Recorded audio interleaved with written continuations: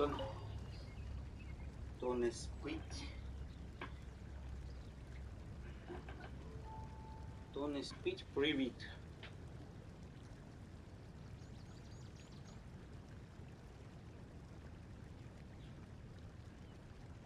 Wherever in this world I roam, I carry memories of my home. This blade, it is the last link I have to the land of my birth.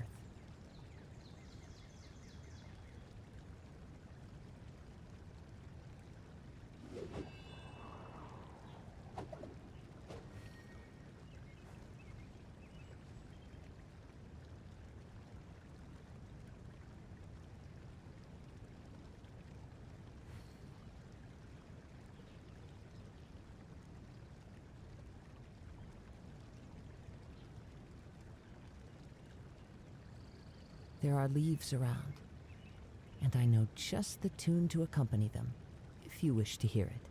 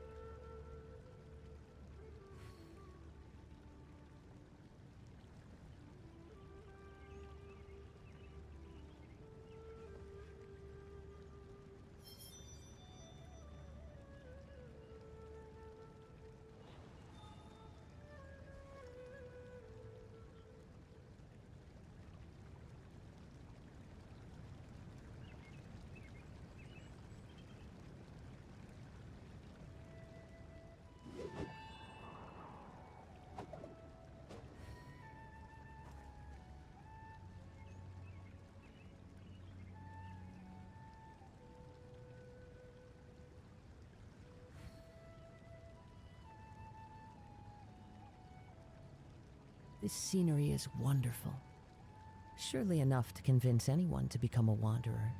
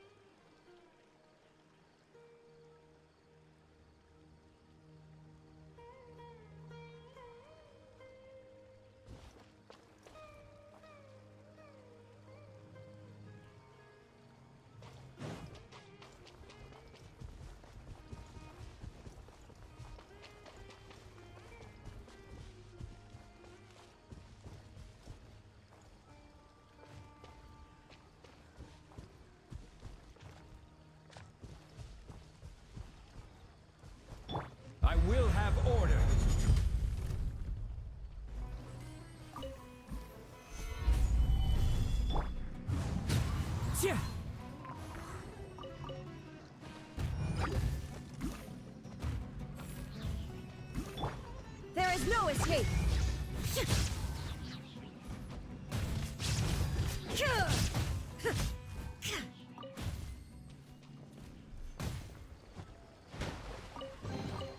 Take them. I have no need.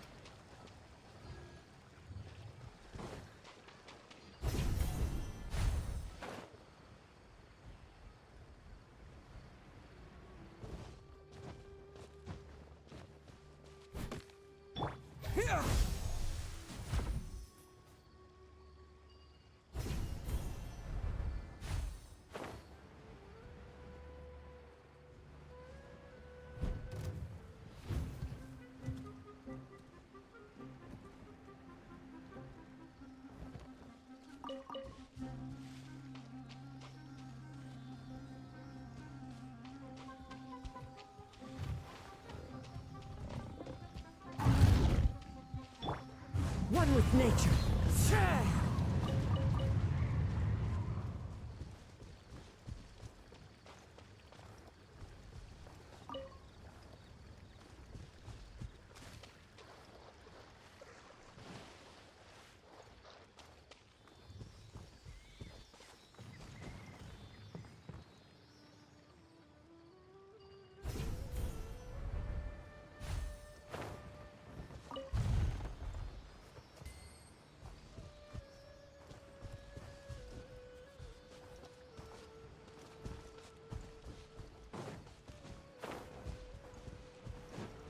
Time to go.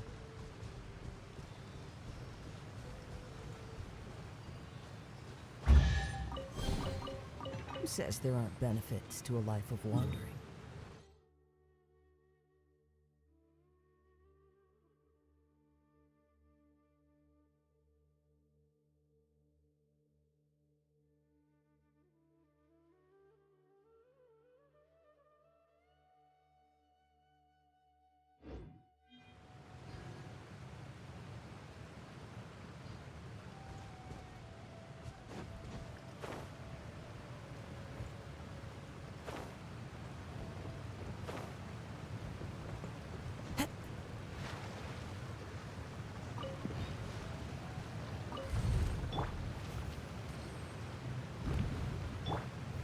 Gather!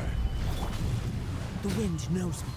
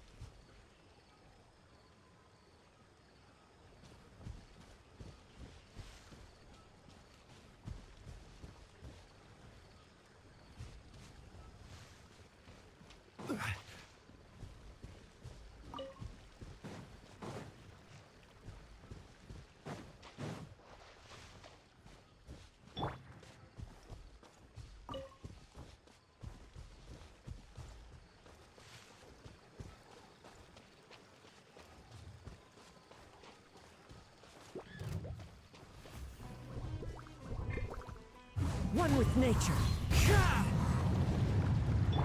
Illusion shattered! Ha!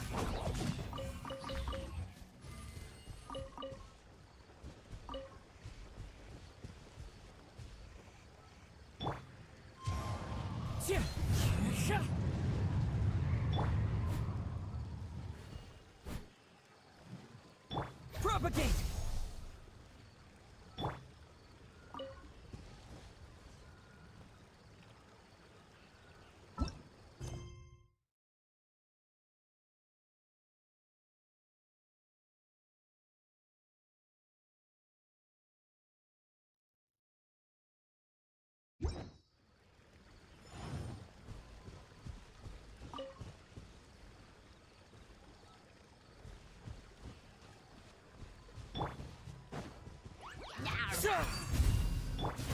The wind knows me. Shine down!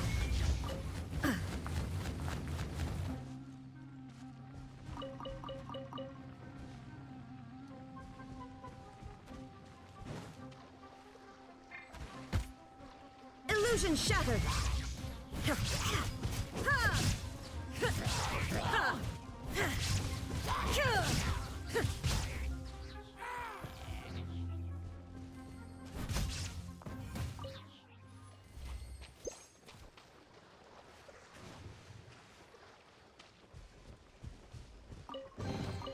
Take them. I have no need.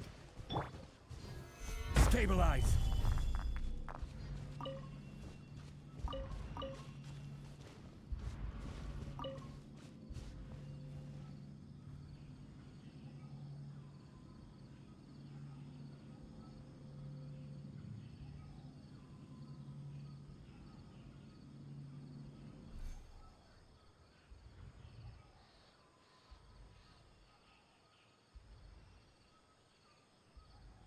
Osmanthus wine tastes the same as I remember. But where are those who share the memory?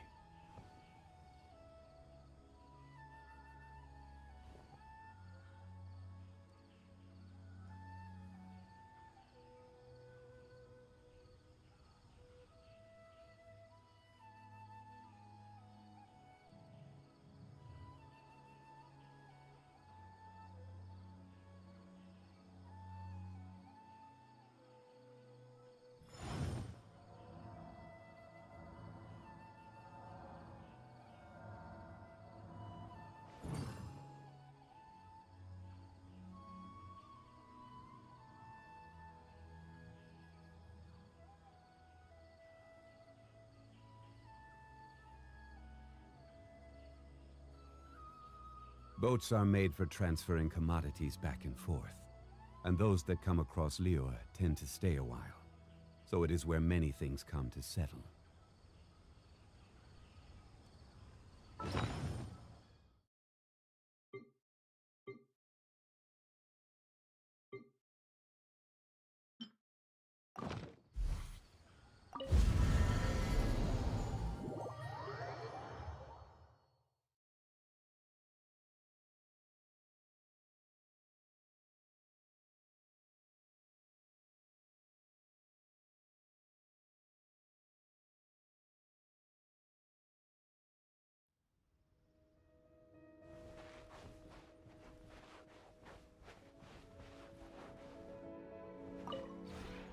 We have put in much work.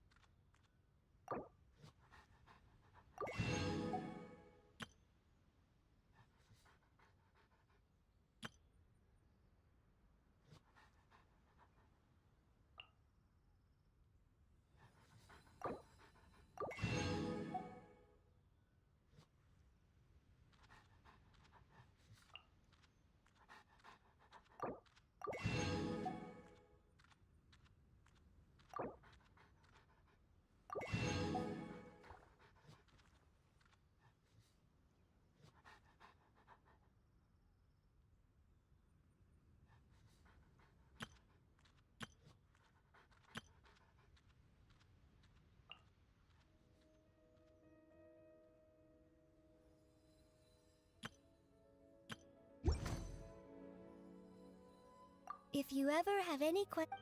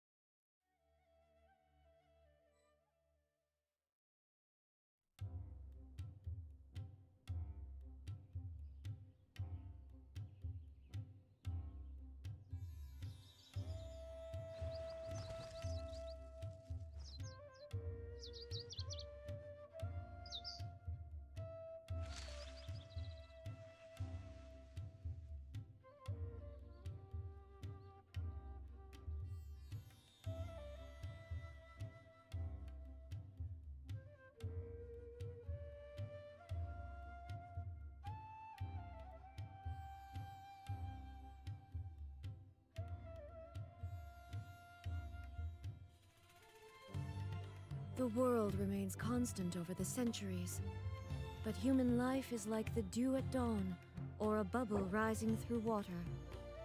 Transitory.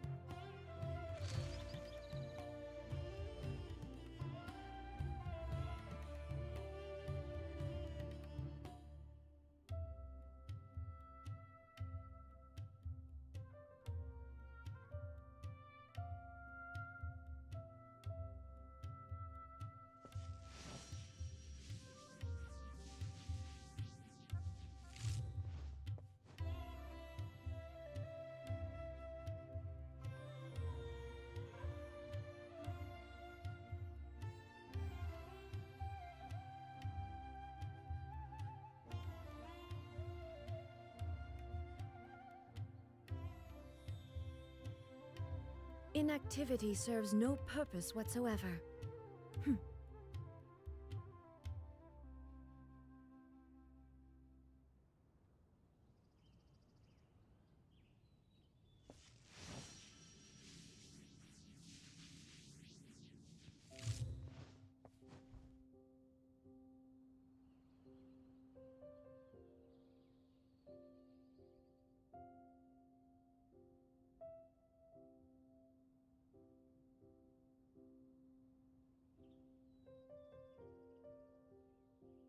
All the world holds dear is but a backdrop of constant motion. I stand before it, alone and unchanging.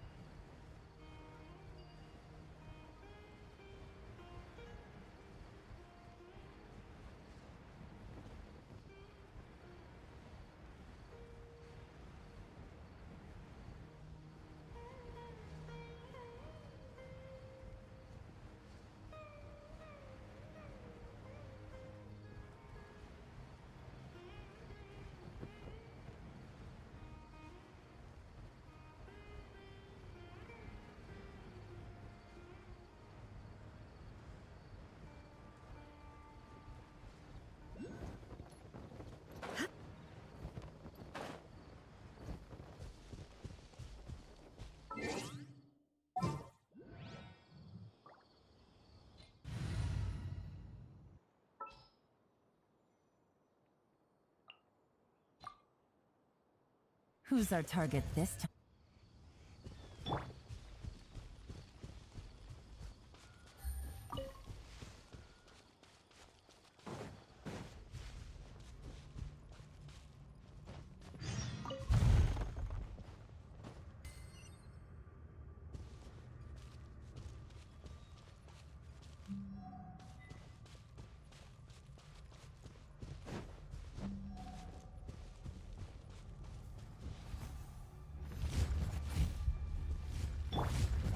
One with nature. This is order. Gather. Clouds high. The birds call.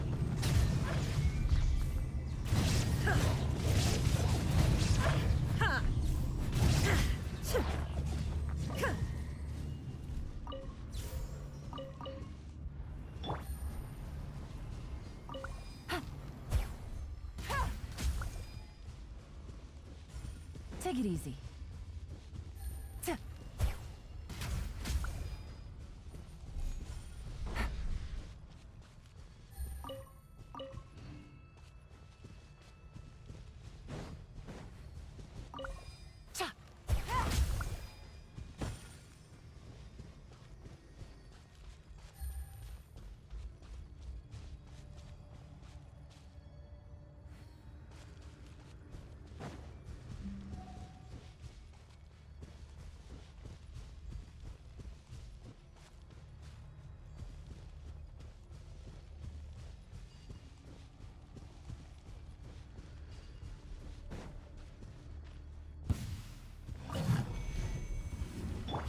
Torn to oblivion! Here comes the catch. There is no escape!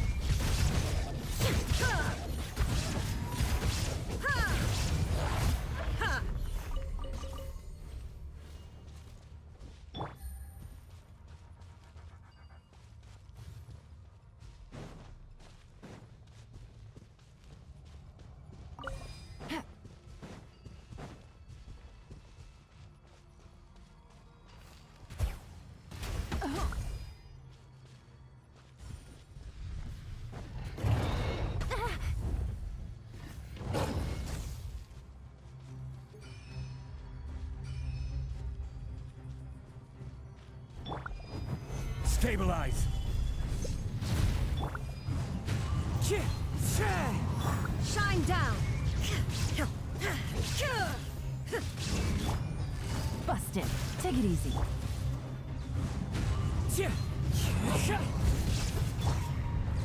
There is no escape! Order guide you. Solidify.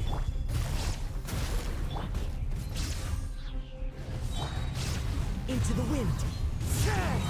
As one with wind and cloud. Now you shall perish!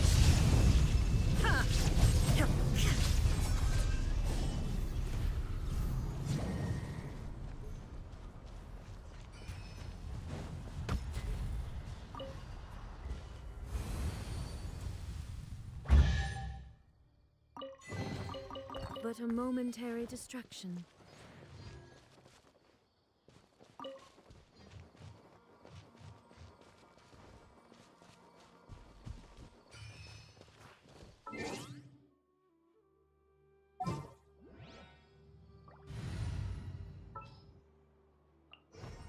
This world is full.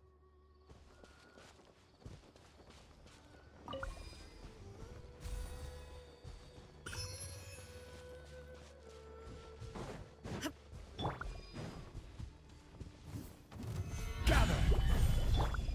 The wind knows me. I will have order.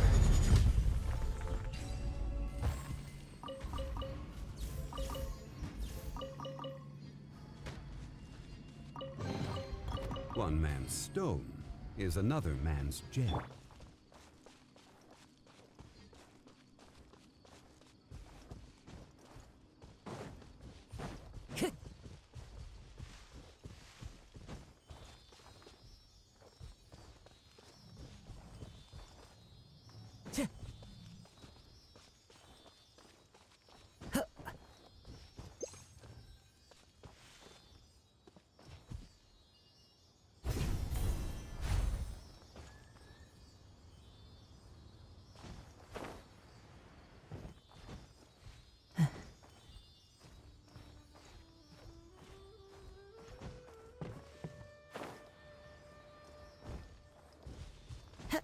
Follow the Fellow wind. gambler.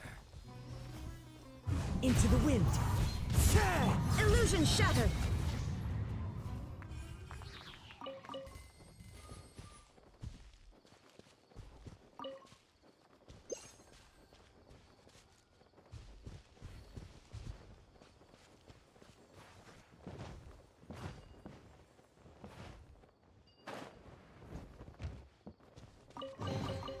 But a momentary distraction.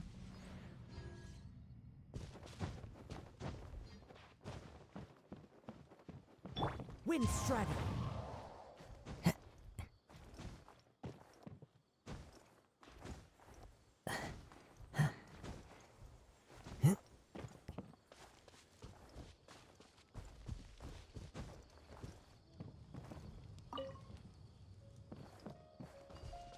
Time to go.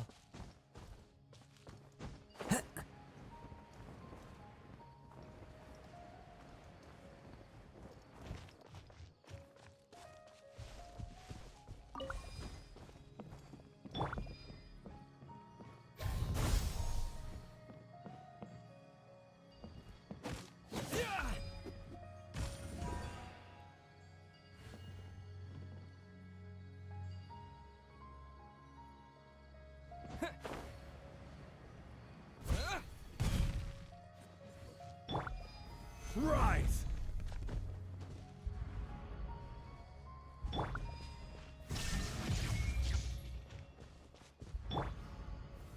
Stabilize!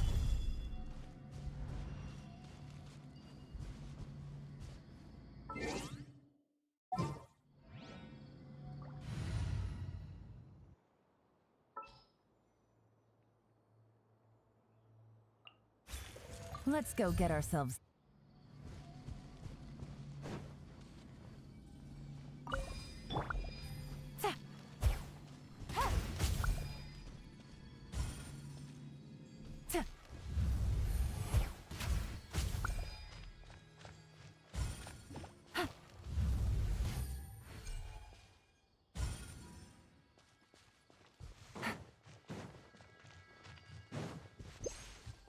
Take it easy.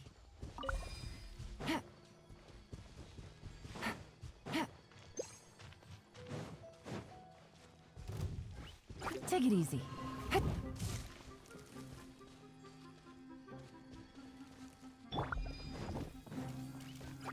One with nature. Inazuma shines eternal! Ha! Ha!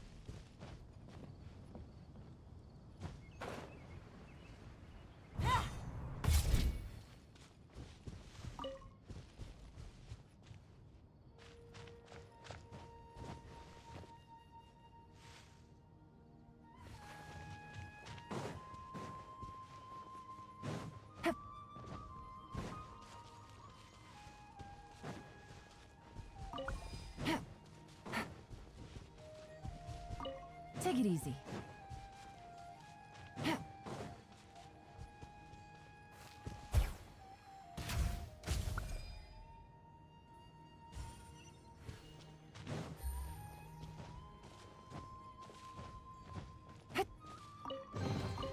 A chest full of valuables and a trove of potential clues.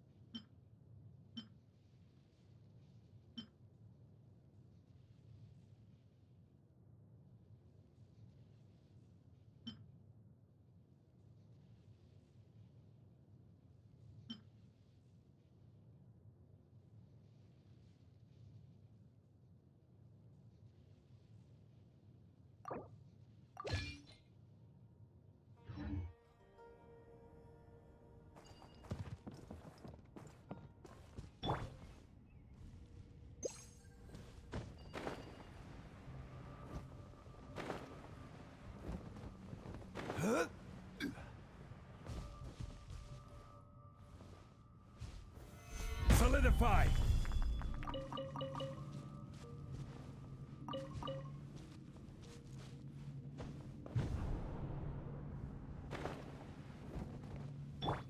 Shine down!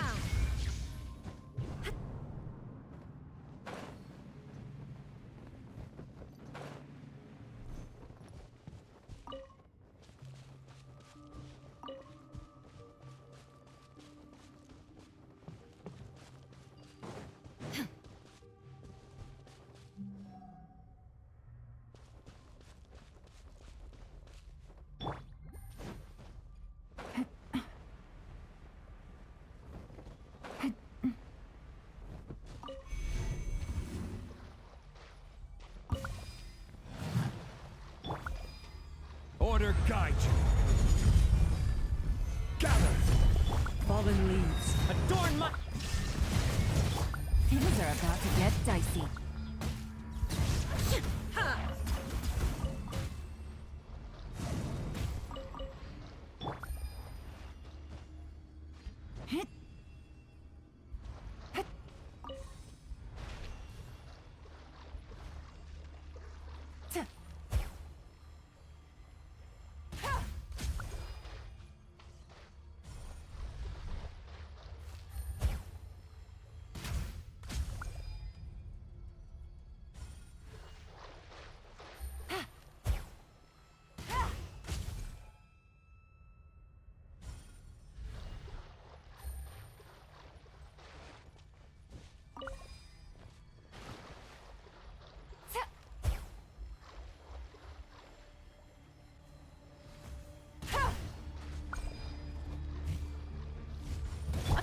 Illusion shattered! Solidify! Into the wind.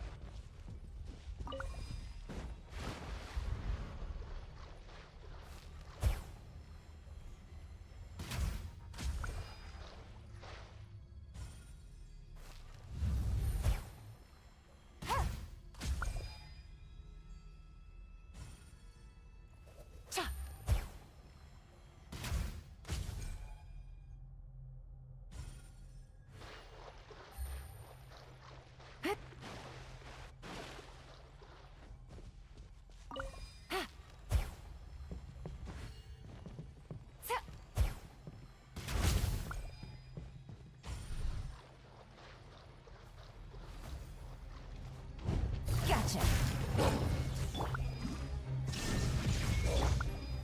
Gather!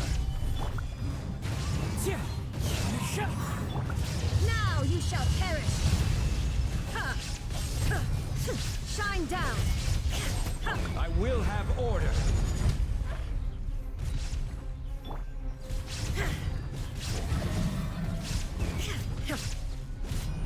There is no escape! Quietly now. Clouds high. The birds come.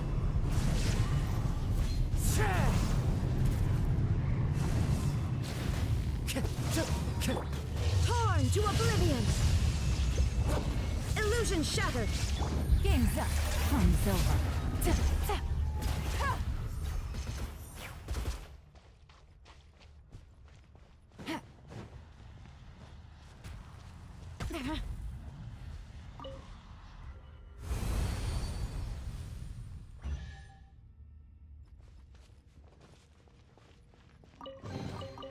Treasure. One way to draw your target out of hiding.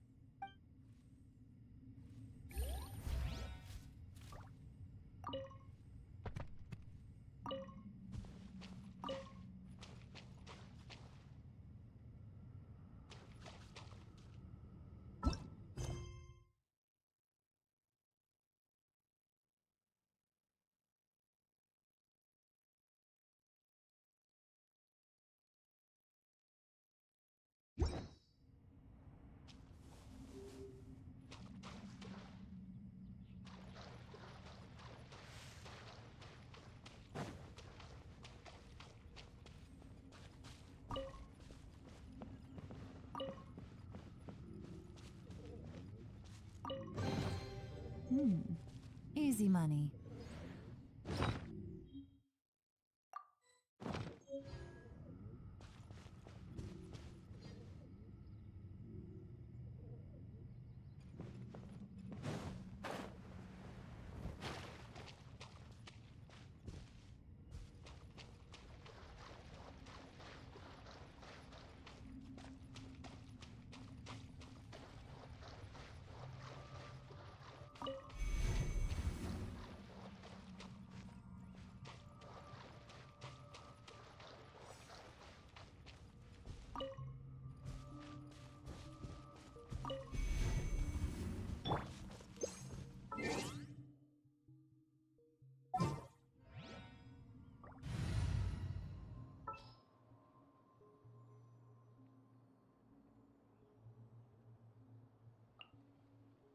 I will bring.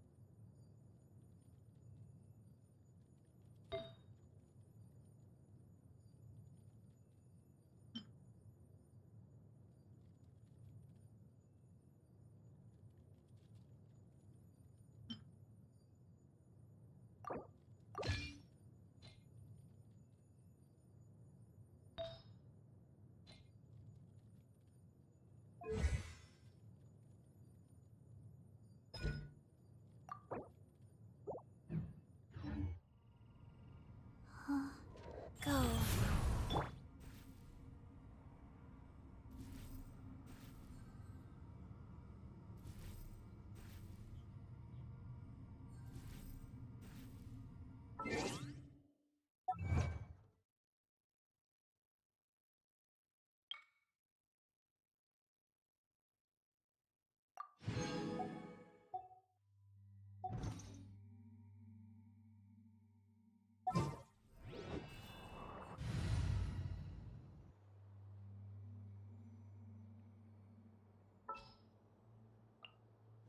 Gonna be epic!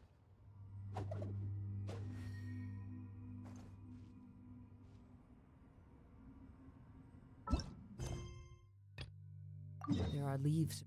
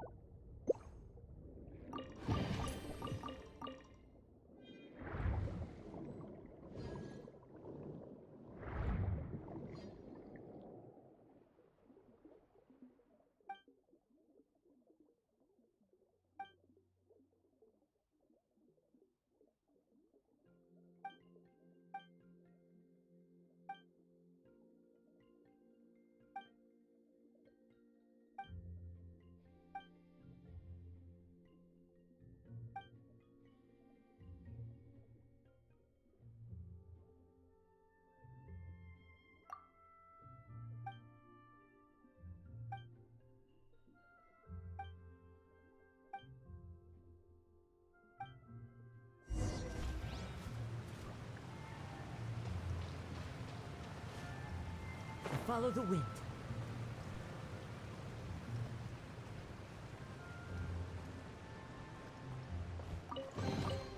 Who says there aren't benefits to a life of wandering?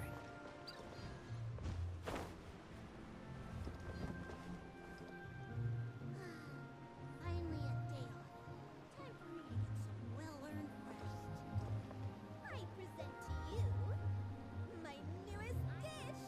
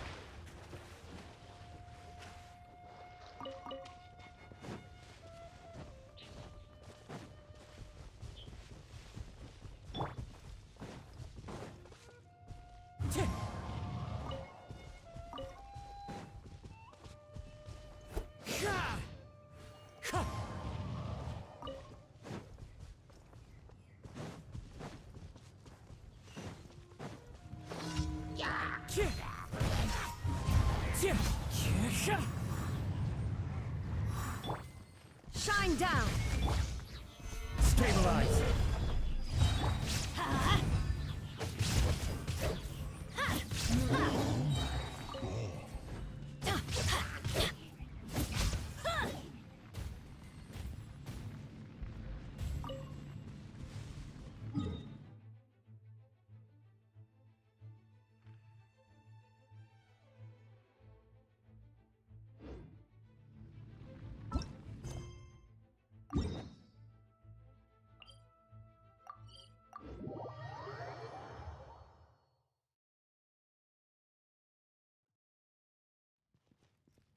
Adventure time!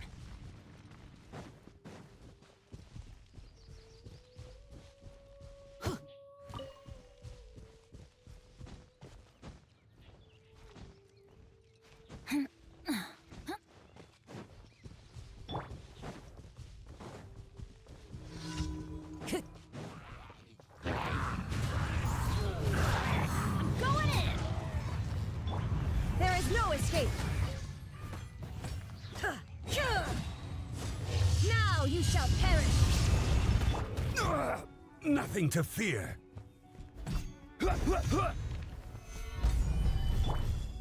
light it up! Illusion shattered!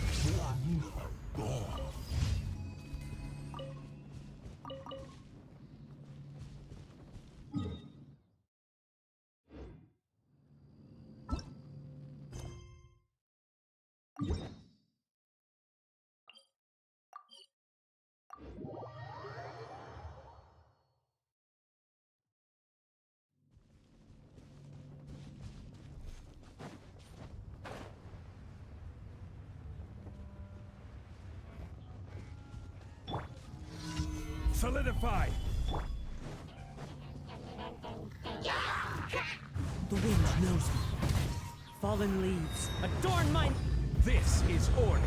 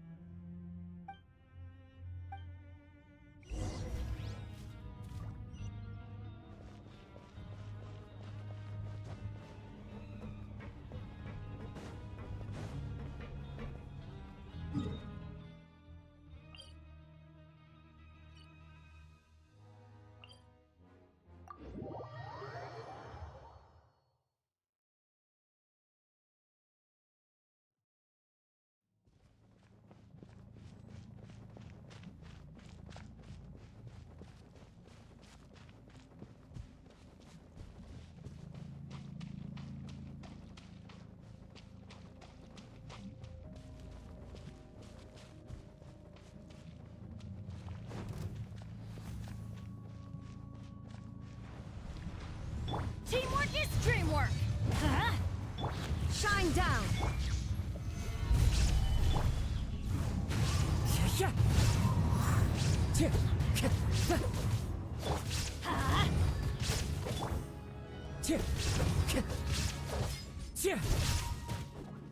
Into the wind.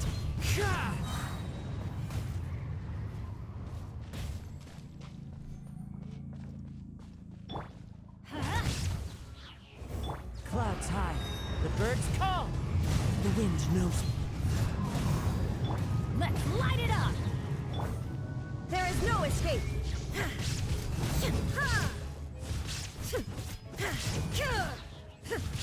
Inazuma shines eternal!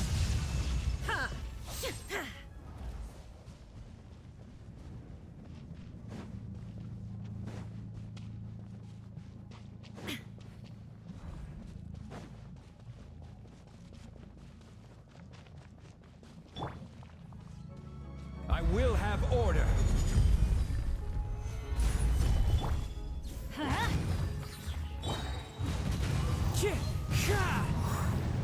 I'm going in!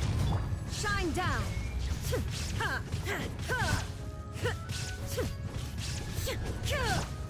Into the wind.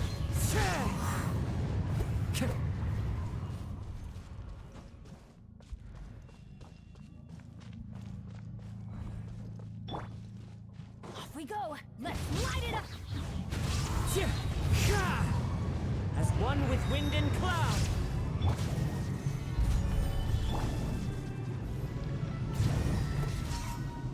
One with nature. There is no escape!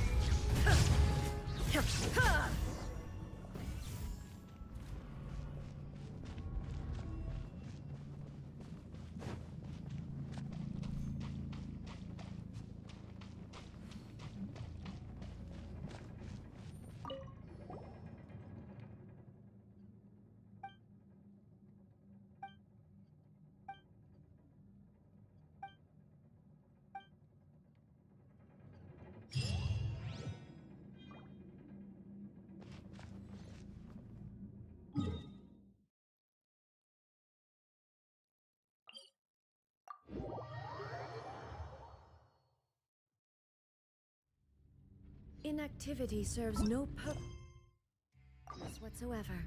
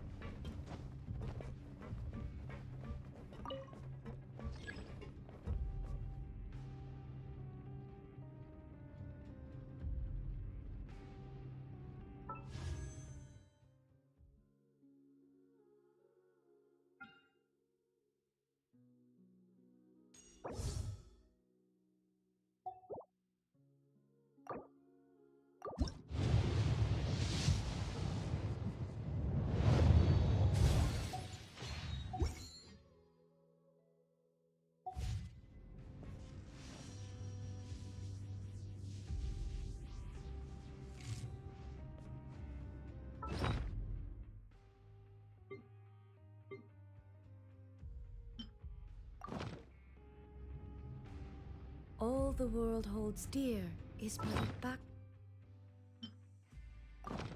of constant motion. I stand before it, alone and unchanging.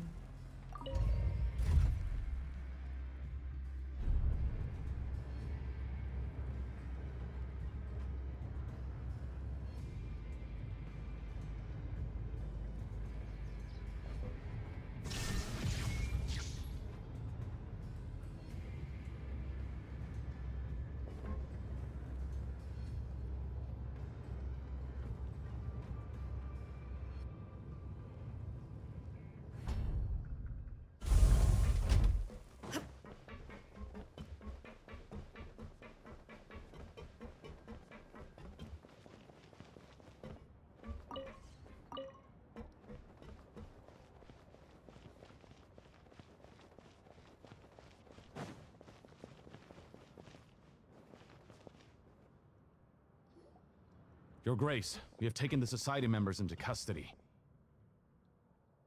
They all tried to flee just a little while ago, as if they had received some kind of order. We decided to forestall their plan, and were just about to send the word when you unexpectedly arrived. Great work, everyone. You had prepared for something like this all along? I had them stay here to keep an eye on things, so I'm glad that my intuition turned out to be correct. Perform a thorough search of the Society's headquarters and bring all the members to me. Understood, Your Grace. Now, let's check on them. As expected, they all have a hollow thorn inserted into a wound on their head. Ooh! Paimon's glad her eyesight isn't so good that she can see it from here. Paimon's gonna float away for a bit.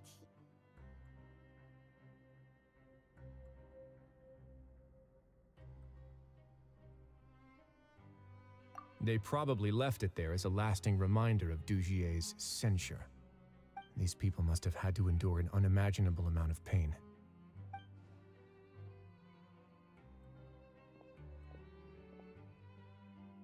Let's go check out the other areas too.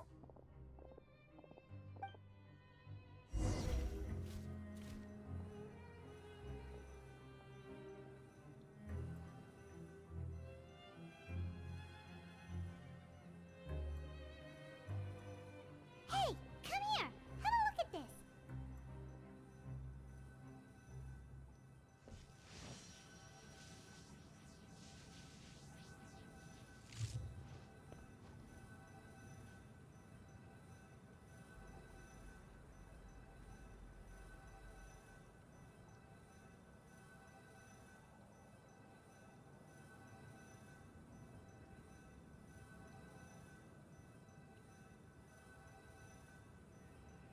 The world remains constant over the centuries, but human life is like the dew at dawn, or a bubble rising through water.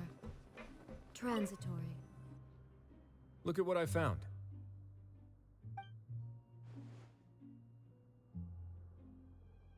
This is a surveillance port. With this, Dugier... So even if Dugier's not there in person, indeed, it's easy to become... And if any action you take, Dugier has all...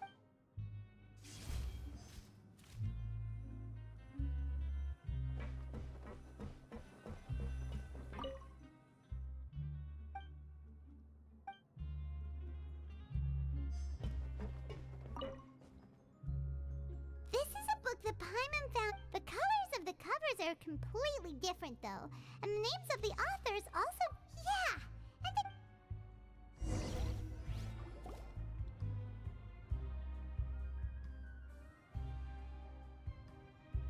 Your Grace! Your Grace! What's the matter? We couldn't find any Society members in the other areas. It also seems like none of the equipment in those rooms were ever used. All the signs of wear and tear are fake. The lime scale, the layers of dust, they were all deliberately added. We also investigated the members' residences and weren't able to find anything. Oh... They're gone? That could only mean...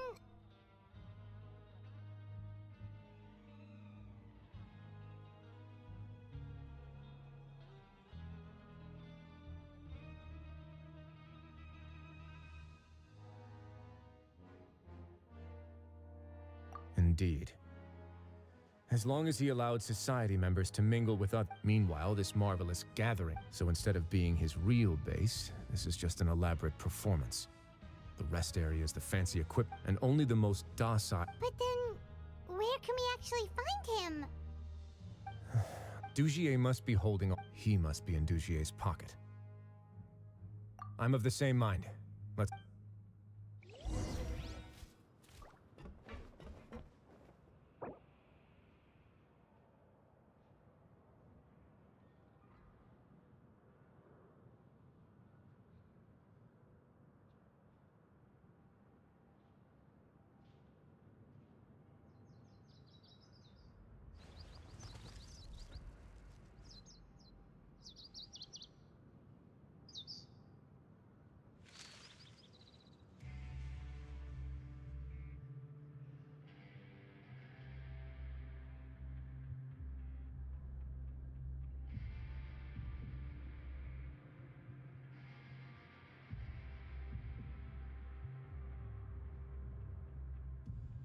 Inactivity serves no purpose whatsoever.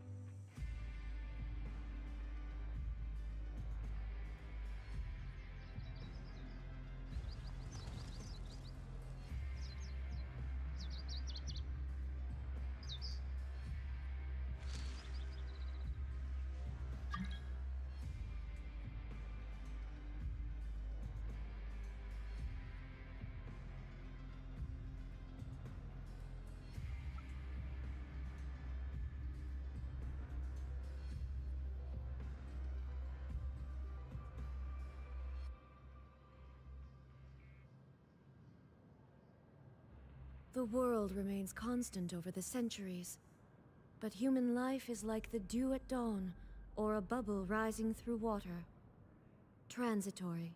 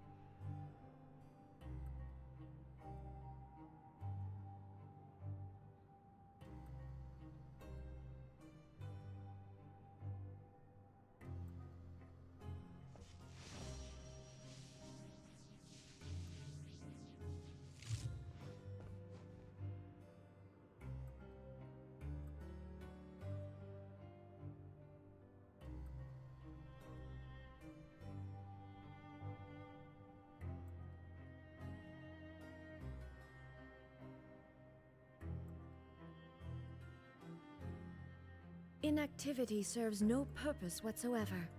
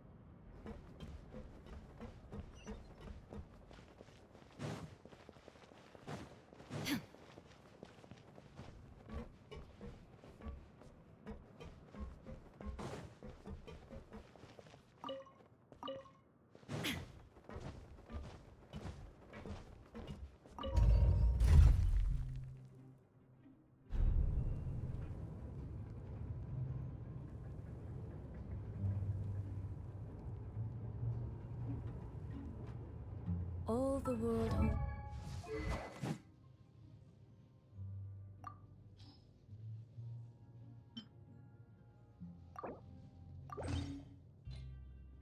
Steer is but a backdrop of constant motion. I stand before it, alone and unchanging.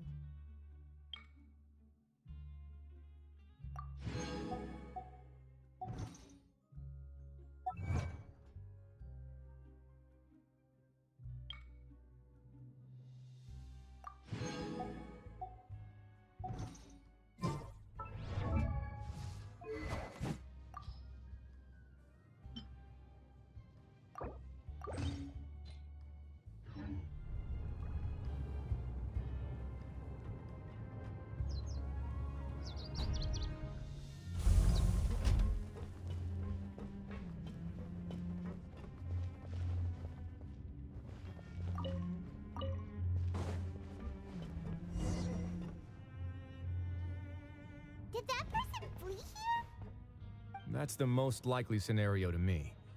He's probably already caught wind of Dugier's declaration of war against me, and has fled to seek his protection. Let's keep heading down.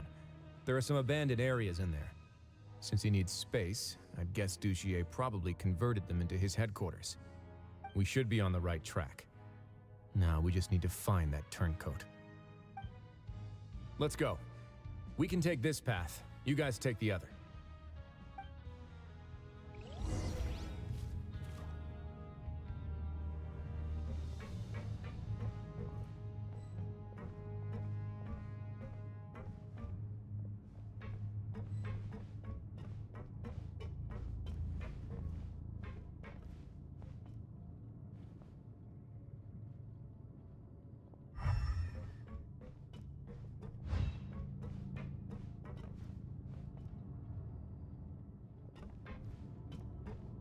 Look!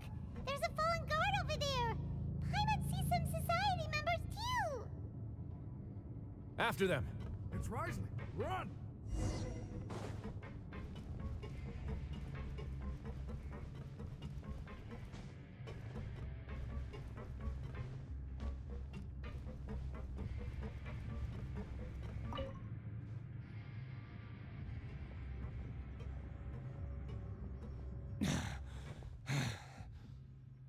Did Dugier send you? Why did you attack that guard? Come on! It's time to talk! Can't you see that he's trying to help? I will take your cooperation into consideration when it comes time to hand out sentences. Mr. Dugier, he didn't want this guy to expose our true location. We were just about to dispose of him when you caught up to us. So, in other words, your headquarters should be this way. Yes, it's just down this way. You'll make it there once you've seen him pass through a large drainage pipe.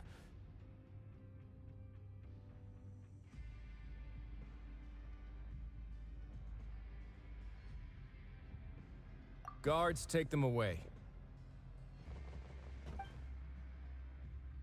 Let's go. It's about time that we find out what Dugier's really after.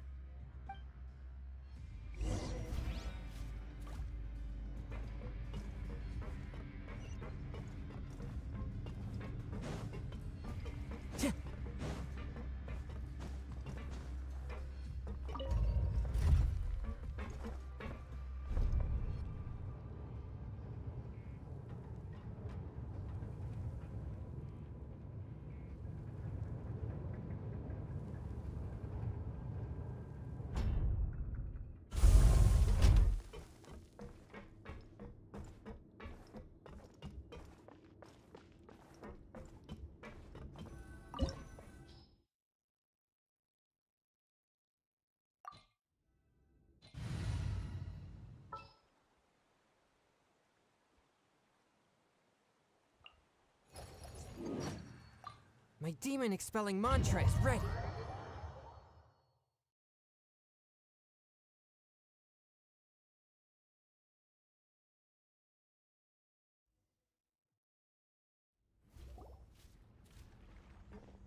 There's so much space down here.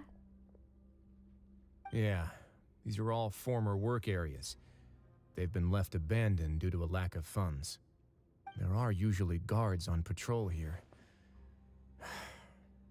It would seem that all of those guards have been bought as well. Stay sharp. He's got a ton of surprises waiting for us, I'm sure.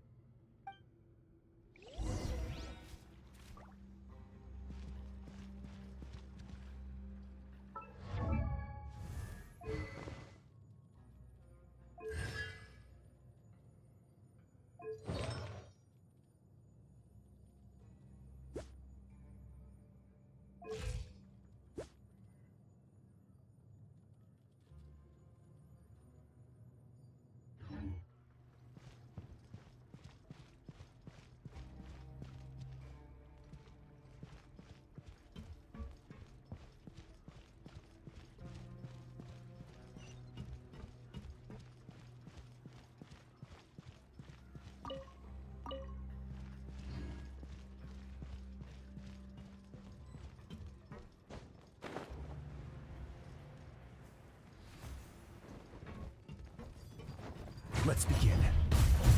Not bad. Illusion shattered! Order guide you.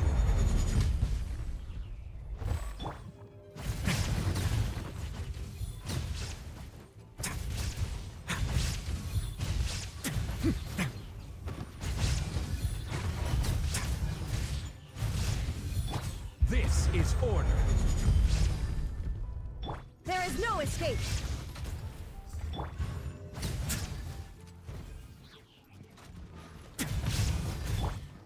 Now you shall perish! One with my blade, from whence you came.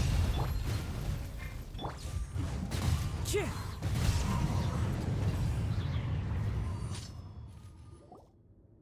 Hey, are you okay? You're safe now. Who knew that there'd be Gardamex here? Dougie really prepared for everything. And that would explain the strange decommission requests I received, as well as account for all the Gardamex that had mysteriously gone missing. Seems like he's prepared for an all-out confrontation with me. Hey, what's this? Seems like some kind of handbook. Let me see. Ah, this should be the Society's real rules book. It lists all the rules that they're expected to follow. Members are not permitted to speak to each other or to leave without formal permission. 5 members shall form a group, and the whole group will be punished for any single member's wrongdoings. Anyone who reports a fellow member's misbehavior shall be rewarded with food and water. I see. So it's much as I expected. But that's just cruel and unreasonable. To obtain food and water, prisoners are forced to snitch on others, and to avoid punishment, they learn to stop talking with one another. Finally, isolated and without hope, they accept their fate. Do you remember what happened to Paimon? She's usually all for tasty snacks, but Ugh, is that the best example you could come up? no, your decision was valid. However, the human heart is like a raft. Those who use fear to lead others astray must pay for that crime.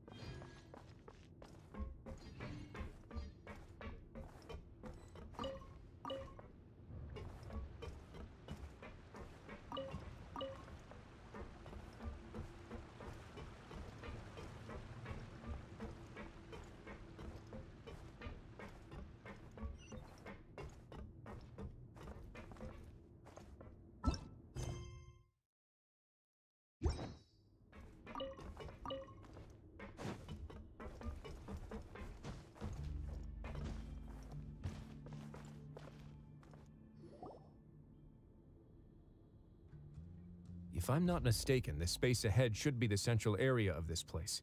Rather than confront Dougie, I think it's more important right now for us to rescue his men. You guys should wait here. We'll try to open the door and check out some others.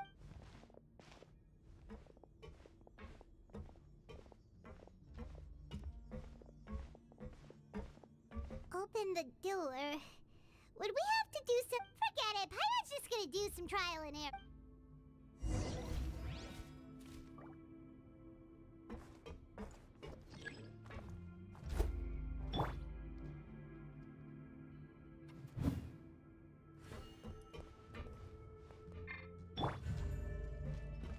A moment, please.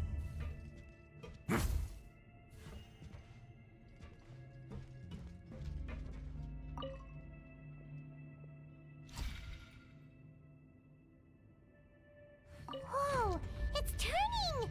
Is it because we touched this thing?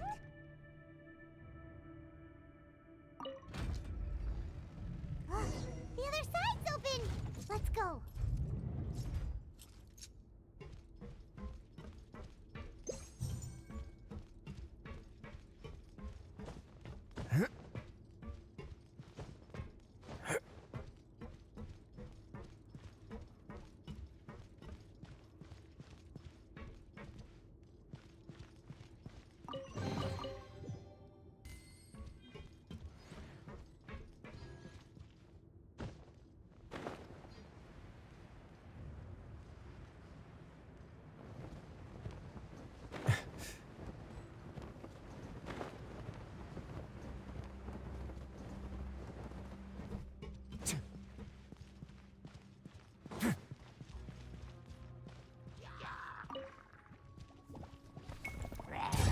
get a little chilly.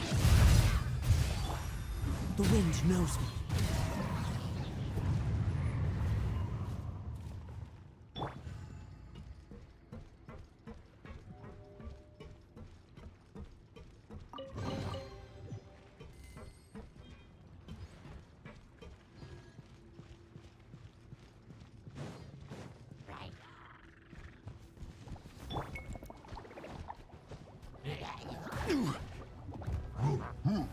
Order guide you.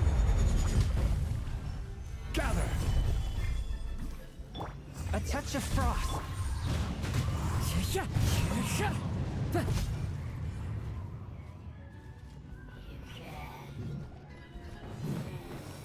One with nature. Clouds high. The birds call. Illusion shattered! Torn to oblivion! Ha! Ha!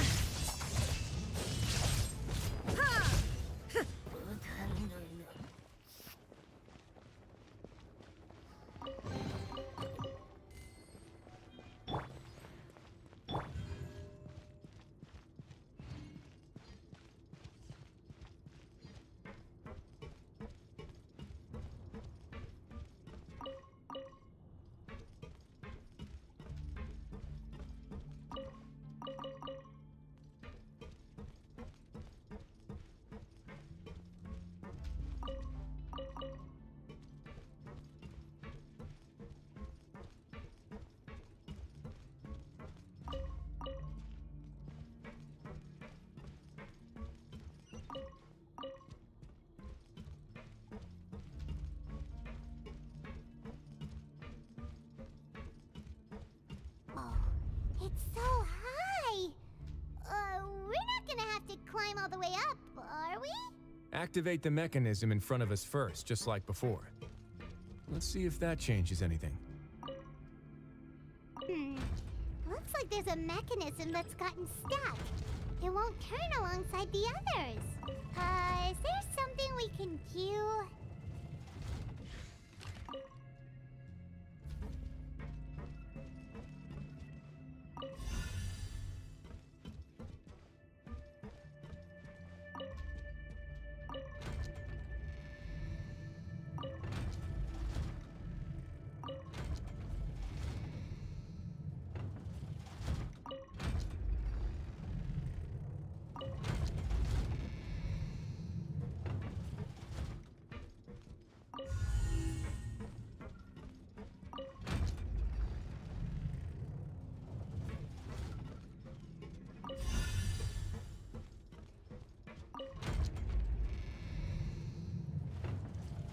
Ooh, the water level's gone way up.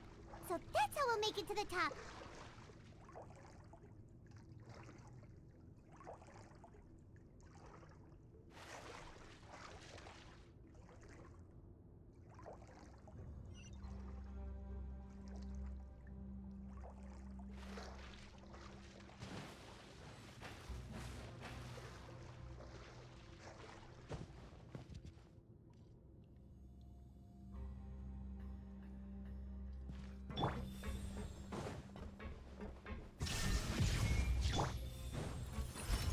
Solidified.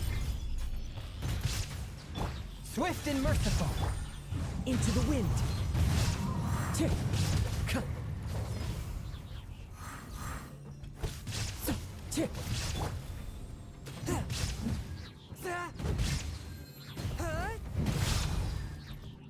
One with my blade. Let's begin.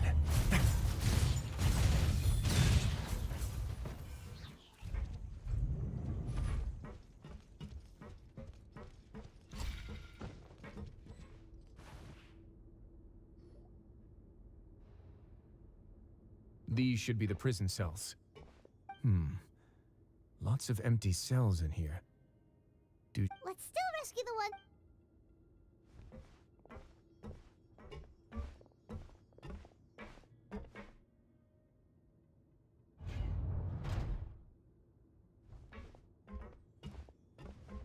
Hey, it's all right now. You can leave this place. No, I won't try to leave anymore.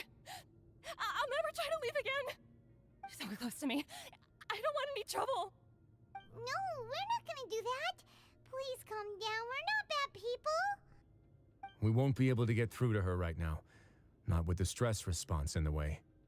I'd also guess there are many others here who are more or less like her. Let's let the guards take...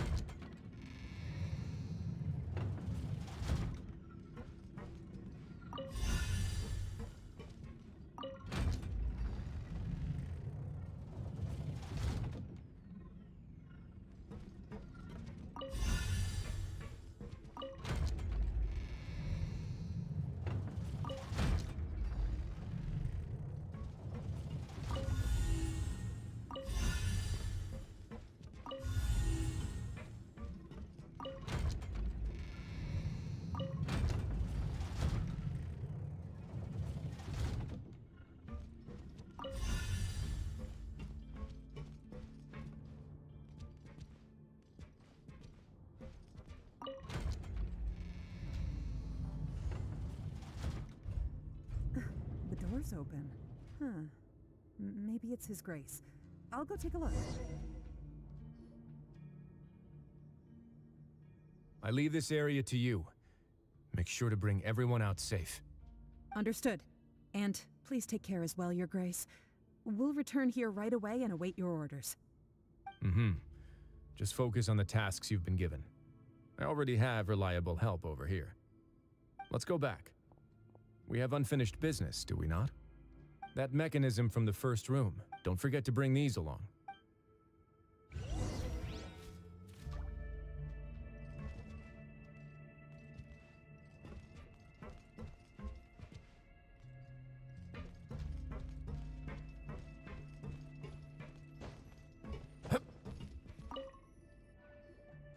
This seems to be... This is a surveillance terminal. I'm sure Dugier really Oh,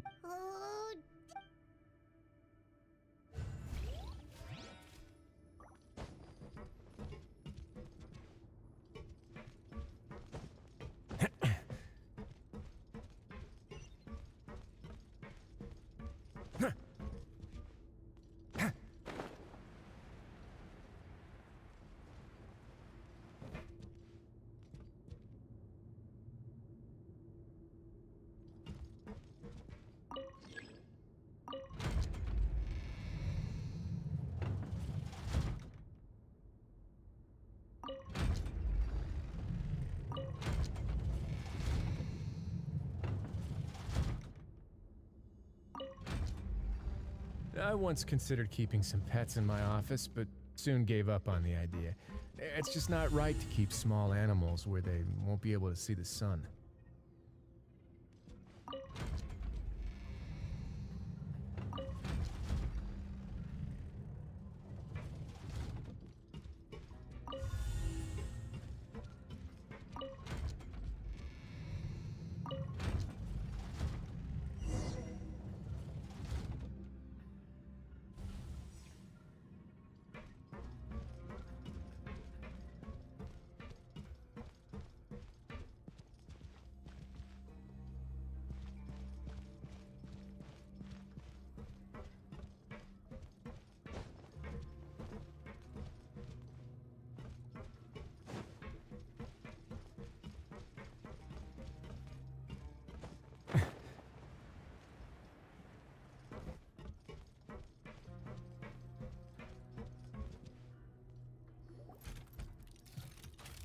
I must confess to being furious. To think that there are still some of you who find it permissible to spit upon our rules. Remember their names. Fasal and Avis. They've betrayed you, betrayed us. And today you will see with your own eyes what'll happen to those who betray our cause. Go on, Avis. Pierce his... Of course. You will do it one drop at a time. Let it do its magic again and again and... Thistle. I'm sorry. It's okay. Oh, shut your wretched mouths!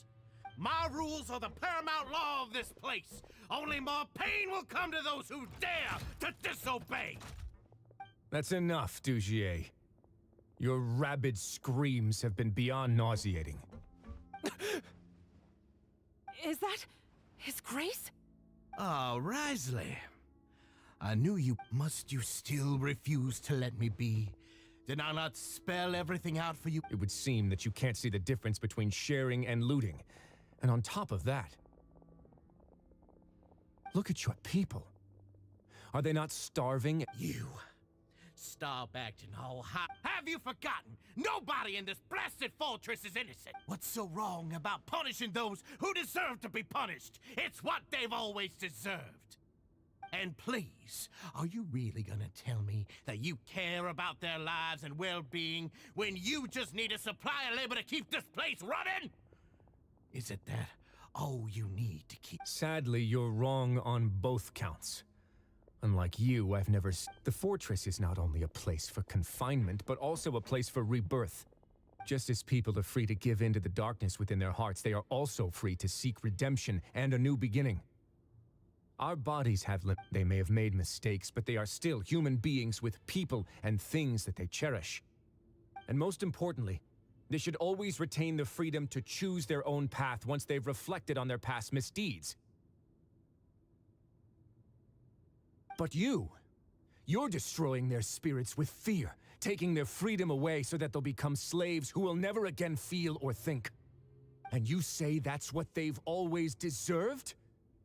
You are nothing compared to them. He's really mad.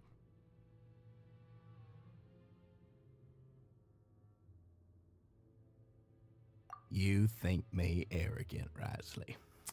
Well, I think you're too young and naive. Nobody actually sees this fortress as any kind of just a wonderful place. See it for what it is. No prisoner will listen to you out of gratitude of their hearts. The whip is the only way to make them obey. Had you been just one step slower, I would have already taken control of all the... Your vision gives you strength. But how long... You talk big, but in the end, you know nothing outside.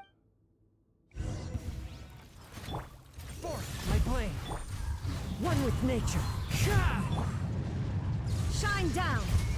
I will have order. Gather. Into the wind. One with wind and cloud. Inazuma shines eternal! Illusion shattered! This is order. A touch of frost. Submit for judgment. The wind knows me. Shine down! Ha! Ha! Ha! Ha! One with nature.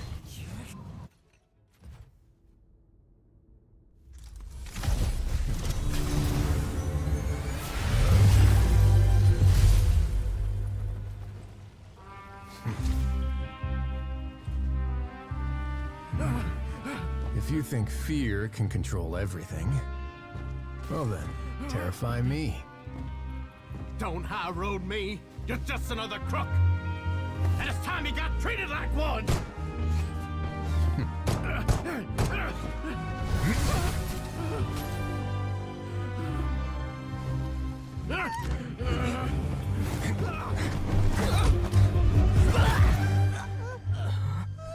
What's the matter?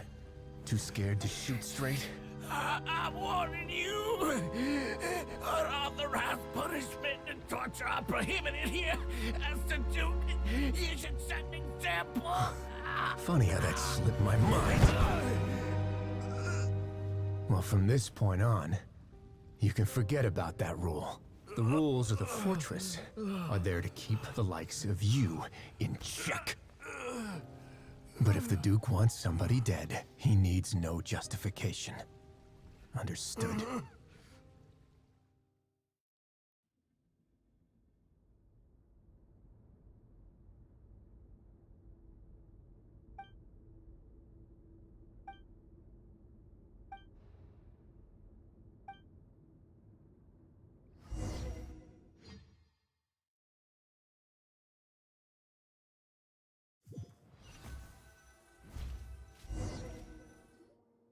Sorry for taking so long.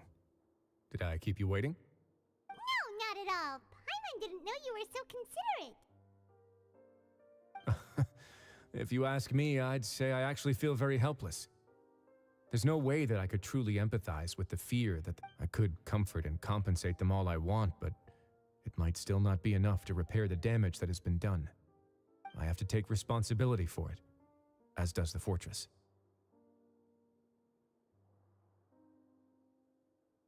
Yeah, it's the least that we could do. So, do you have a plan for how you're gonna deal with him yet? Oh, Dugier? I've already got an idea. For now, I think I'll do nothing. Huh? Why?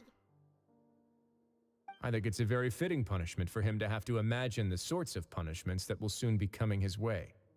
He'll be left in the dark with regards to both the dates and the details of his punishment. Of course, that's not to say that I'll be letting him off scot-free. It's not often that I actually get the chance to be creative with my punishments. I'm going to talk to the members of the society. He'll get a chance to experience everything that he's ever inflicted on them. Paimon didn't know you could also be so harsh. Looks like she should watch her tongue when she's around you in the future. Why do you think I'd do that kind of thing to you? You offend me, Paimon. Anyway, jokes aside, thank you so much for all of your help. There's still a lot for me to take care of, so... How about this? I'll treat you to a meal in 2 days at the Coupon Cafeteria. We should have a better handle on things by then. No, Paimon's had enough of that place. Don't worry, it won't be the same old welfare meal. I'll make the necessary arrangements. Oh, then you've got yourself a deal.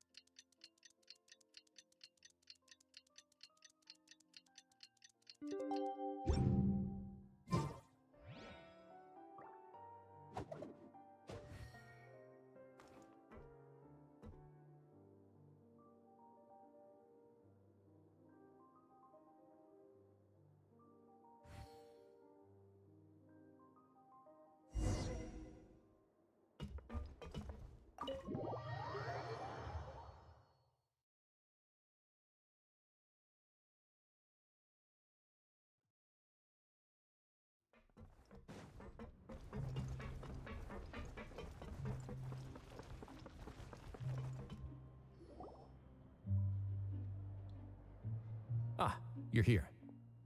Paimon never forgets about meals. Even if the traveler forgets, Paimon will remind him for sure.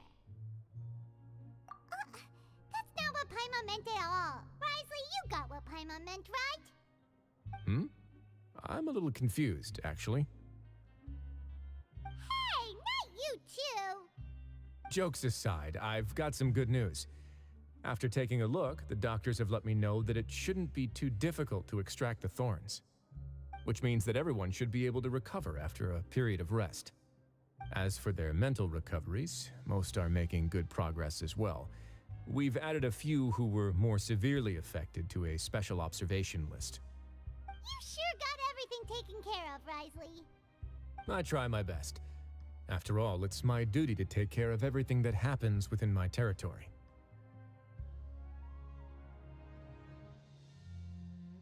Please, go ahead.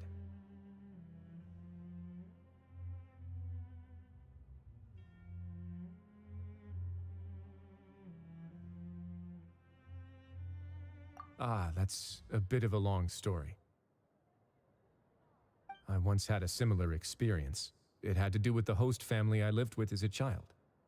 I was an orphan, adopted by a couple with a great deal of love in their hearts. I had many siblings, and we all adored each other. Once we were older, Mom and Dad would turn us over to be individually adopted by families of greater means, and go on to adopt more young children. They were perfect parents. Or so I thought. And then? And then, I found out we were merely raised as livestock. Once we had reached a certain age, our parents would bring us to the market for sale. All children that were sold would leave the house, and nobody would know what became of them. As for those who didn't sell, they were merely disposed of. Did you know I once considered myself an extremely lucky child?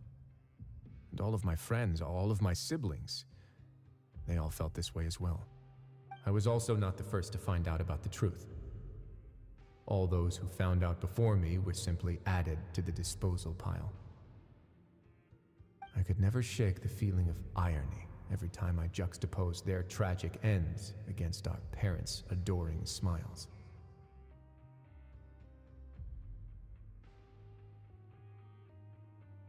Yes. Like the society, my parents created a facade of joy, lied to satiate their desires, and even employed incredibly cruel methods to keep their grasp on power.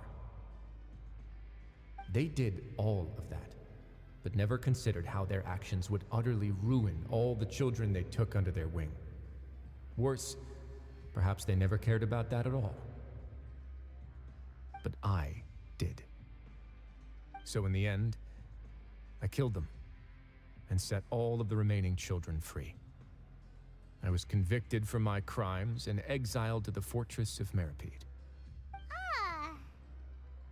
My methods were extreme, yes, but I was still a teenager at the time.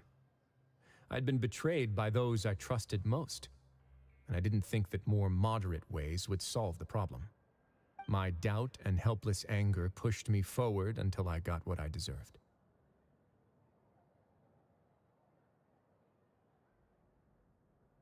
It's all right. You don't have to tell me what you think.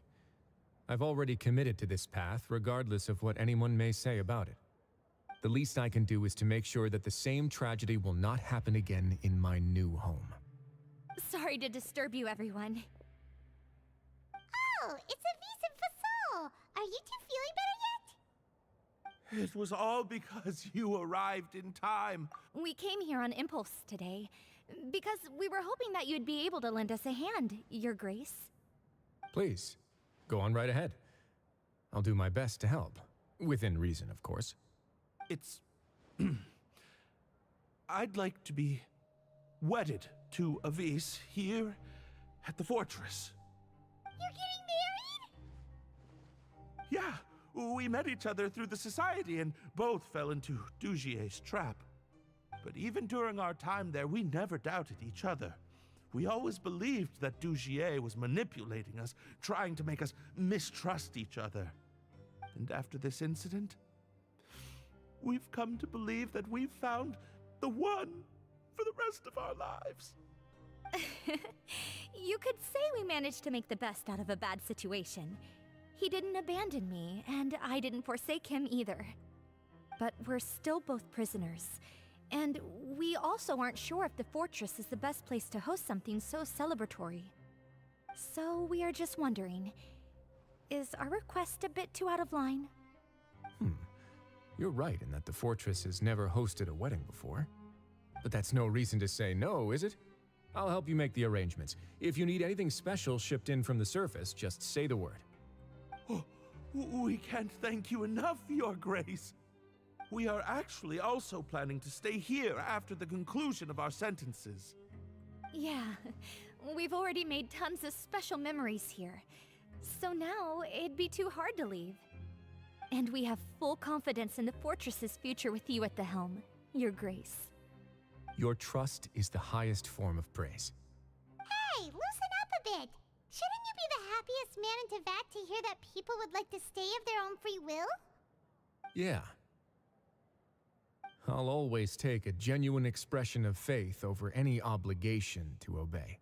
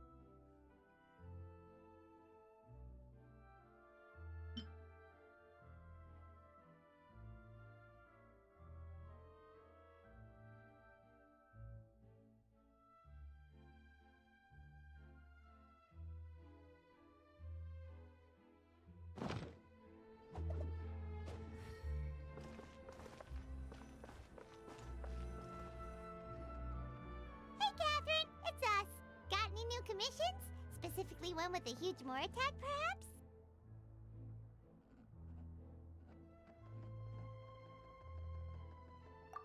Paimon's just being enthusiastic. We're old friends now, she gets it.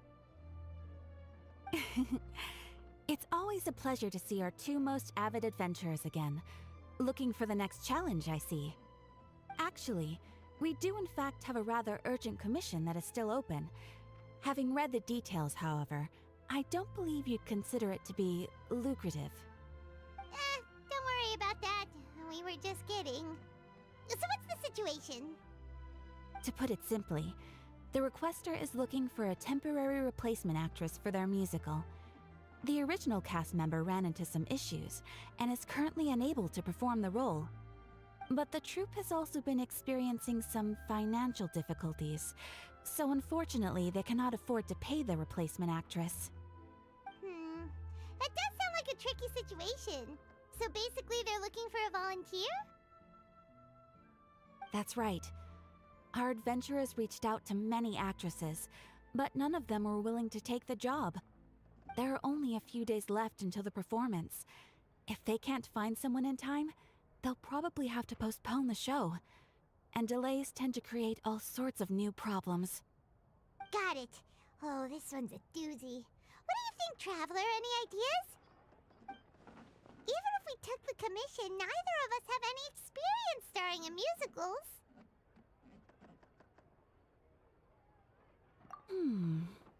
If you're interested in helping, why not start by having a chat with the requester? He's right over there. Maybe you can't fill the role yourselves, but you might be able to help him figure out another solution. Maybe there's something he hasn't thought of. Oh, it's that guy, huh? No wonder, he looks like he just ate a sour lemon.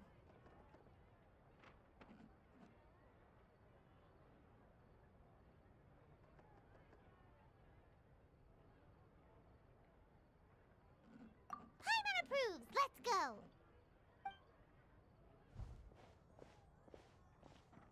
Hello there! Are you the guy looking for a new actress? Wait, I know you two! Are you really willing to act in my musical? Wow, sounds like we're pretty famous in Fontaine already. But to answer your question, neither of us have any experience in musicals. But we heard that you're in a bit of a bind, so we figured we could at least try to help you think of a solution. Ah, I see. It's okay. I knew that asking for a volunteer was a long shot. If we can't find someone to step in, we'll have no choice but to cancel the show. It would be such a shame.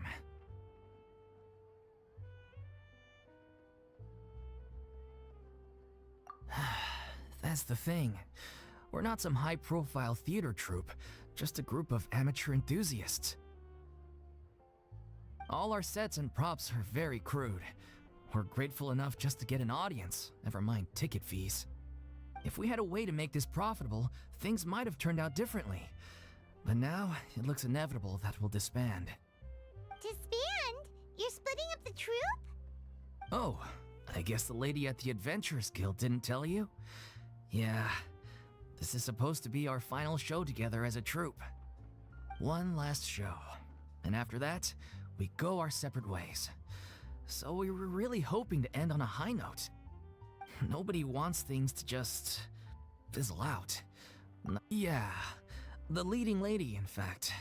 She's been dealing with a chronic illness ever since childhood, and unfortunately, it flared up again recently. It really drains all her energy, so she's in no state to perform. The show just won't be the same without her. But for everyone else's sake, I still hope we can find a way to hold the performance on schedule. Got it. We have a clearer picture now. Let's see if we can come up with any ideas. What if we sponsored the show? Traveler, how much more are you carrying? Please, there's no need to go that far. I wouldn't feel right asking such a huge favor, and I can't promise that we'd ever be able to pay you back.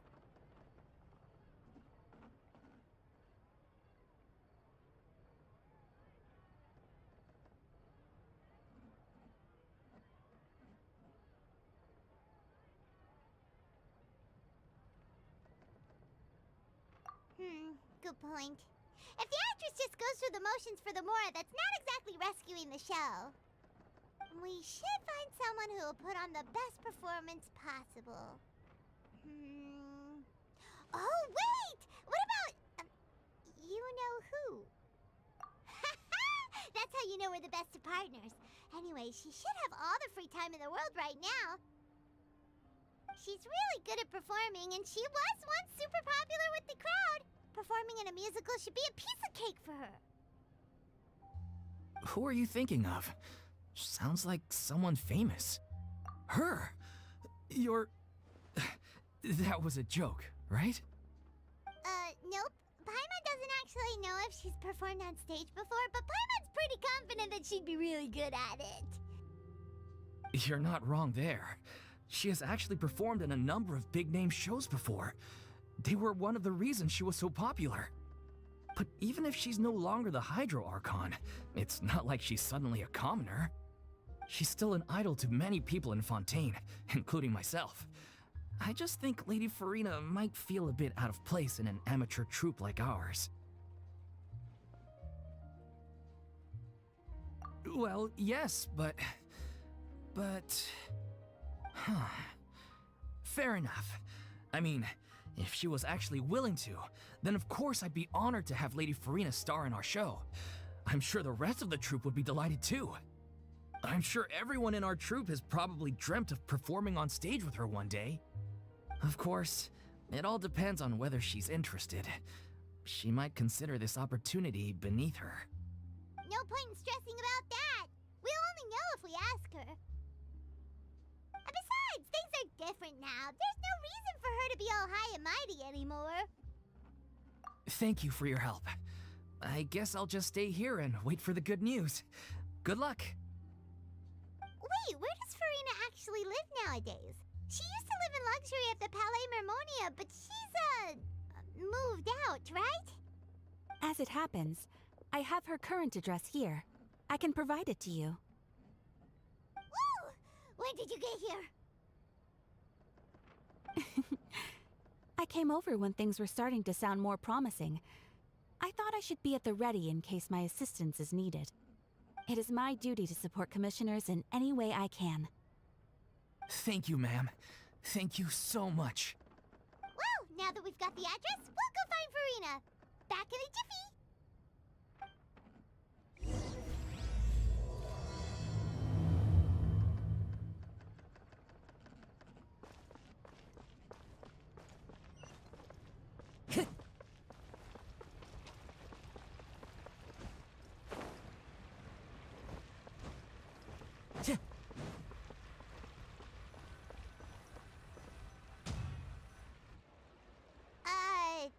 Did Catherine really give us the right address? She lives here? Not that there's anything wrong with this place. It's just, a bit of a step down from the Palais Mermonia. You know, it's common courtesy to make sure the homeowner isn't an earshot when you're denigrating their abode. Ah! Okay, when did popping out of thin air become all the rage? First Catherine and now you? I was just out on a shopping trip. I ran out of macaroni, so I went to grab a few more bags. I used to have a much wider range of choices when it came to food, but now I'm finding that simple, traditional home cooking can be quite delicious. Not at all.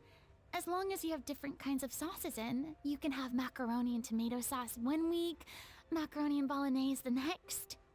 Oh, sounds like you're really struggling to cope. How rude! Questioning my cooking skills. The audacity! It's not like I have a very eventful life these days. Actually, I barely leave the house.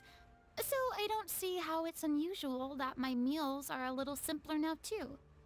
Besides, I'm sure I could master dishes like la lettre faucilor or blubber profiteroles in no time, if I felt so inclined. Ah, there it is. You don't know how to cook. Not yet, maybe, but... Anyway, what are you even doing here?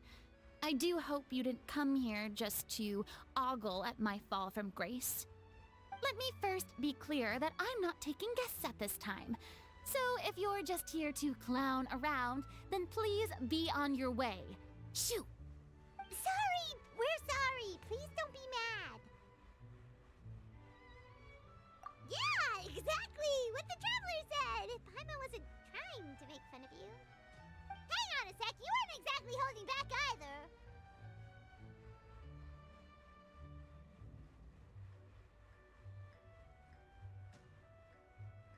My help?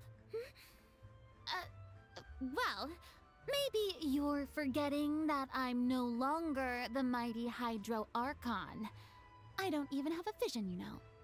Don't worry, it's nothing that serious. It's just very specific, and you're the one with the power to help! Oh? Well, if that's the case, then fine. I'll spare you the lecture about your attitude just now. So tell me, what specifically makes this matter so specific?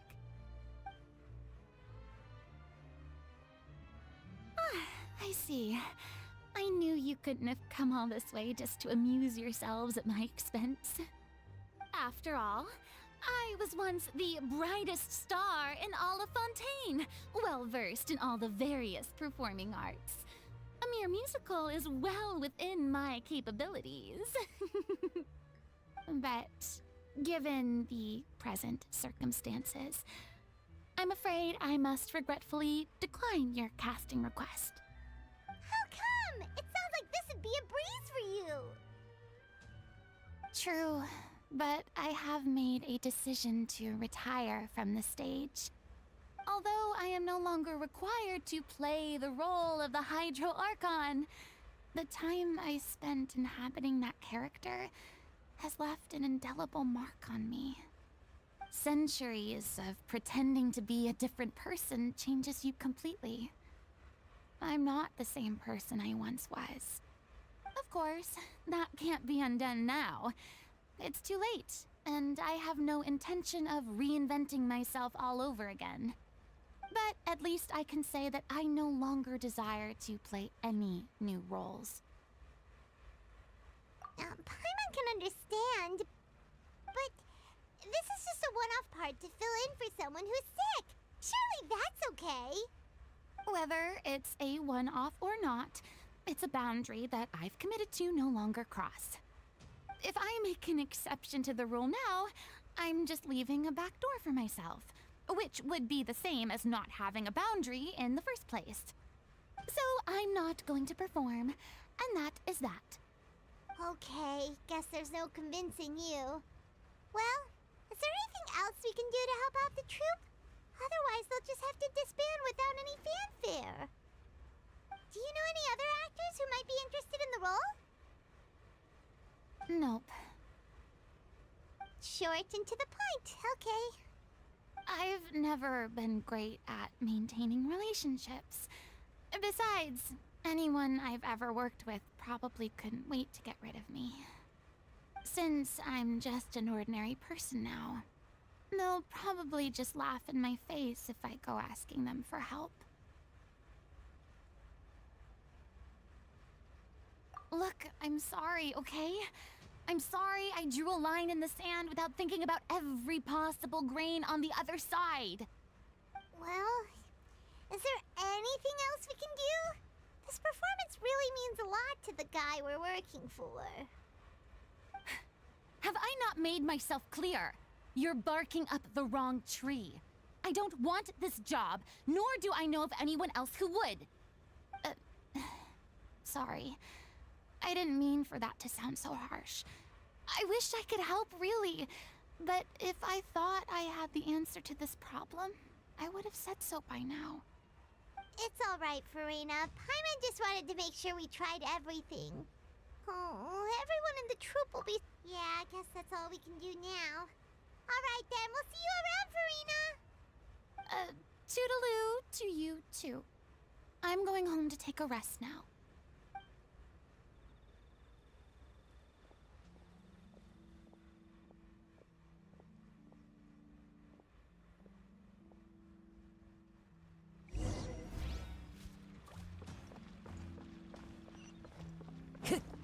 It's too bad, but we have to respect Farina's decision. Maybe the thought of performing brings up too many painful memories now.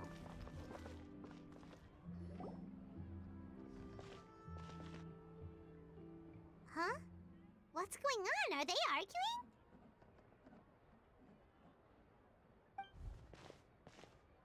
That's besides the point. I'll ask you again. Why did you start looking for a replacement without my consent? When did I tell you I'm going to take a step back? You didn't need to say it. We've known each other for how long now? We know the signs. But you never tell us about your illness, even when it's clearly flaring up. And that gives you the right to make a decision on my behalf? Shortly after you left, the troupe's lead actress came to the Adventurers Guild. She believes that she's healthy enough to perform. Excuse me, but can you both take a moment to discuss something else for now? The adventurer assigned to your commission has returned. Sorry, I was just dealing with a little misunderstanding. So, how did your conversation with Farina go? Sadly, it's a no from her. We tried to persuade her, but she wasn't having it. She doesn't want to play the role for personal reasons. I see. Well, circumstances have changed a little, so maybe that's not such bad news after all. You see, our leading lady has just informed me that she's well enough to make it to the show after all. Staging the musical with the full original cast was always the dream, of course. Oh, right! Sounds like everything worked itself out then.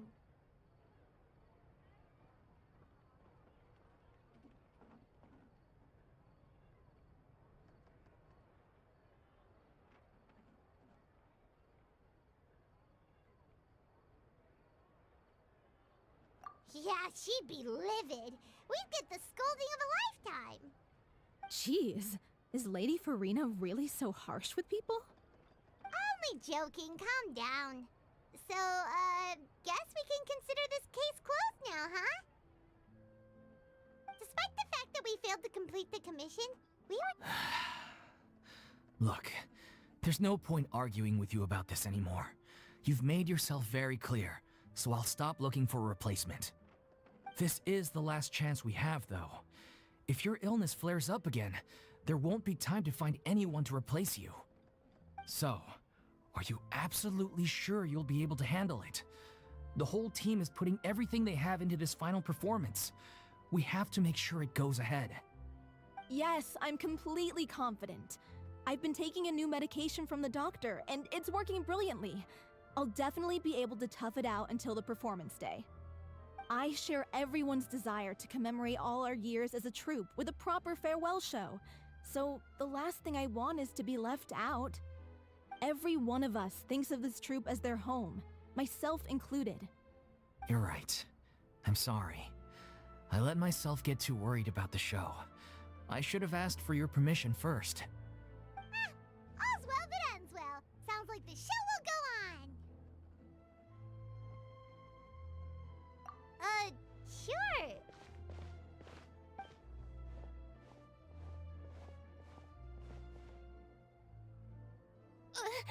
Hey, how did you...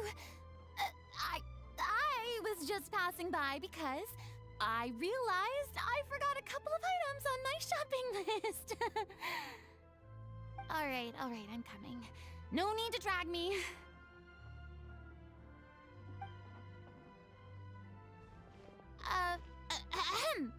Hello, one and all. I couldn't help but overhear your conversation just now. Farina? Didn't you say you were gonna take a rest at home? What are you doing here? I was just ever so slightly concerned about the situation you mentioned. Yes, a teensy bit concerned, that's all. When you came to talk with me earlier, I jumped right to explaining my position and said some strongly worded things. And all before I even had a full grasp of the situation. Anyway, I just feel a bit bad about how it went down. I'm sorry, Paimon. Oh, it's totally fine. Paimon didn't take any of that personally. You really have a knack for asking the most uncomfortable questions, don't you? I felt very sheepish, having had a change of heart after flatly refusing you. And then, to make matters worse, you caught me. But in any case, it sounds like the issue has already been resolved. Yeah. When they said they were gonna ask for your help, I almost had a heart attack. I mean, how could we be worthy of having Lady Farina star in our show? There's no need to think like that. And no need to keep addressing me as Lady. Just Farina is fine. I was wondering, if this troupe is so important to all of you, why does it have to disband? If the difficulties are purely financial, then there must be a solution. You could put the shows on pause while you look for a sponsor, for instance. Everyone seems so devoted to the troupe.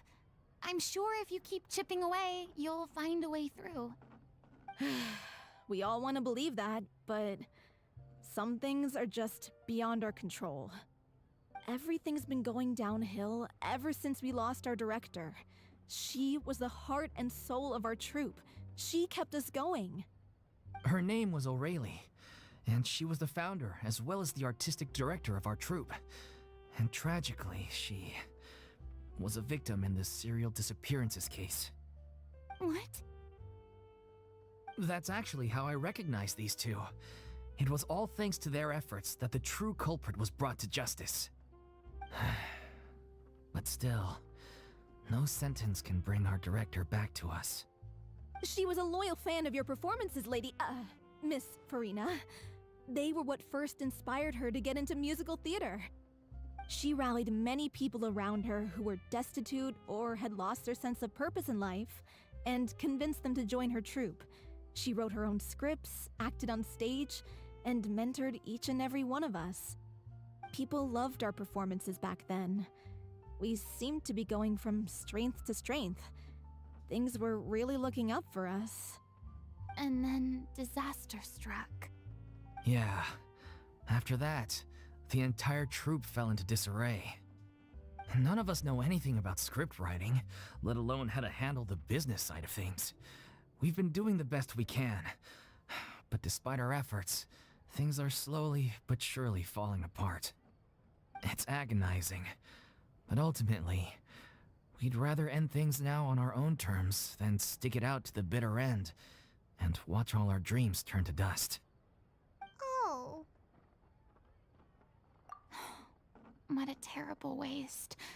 A gifted artist from humble beginnings who achieved so much and no doubt had much more to give.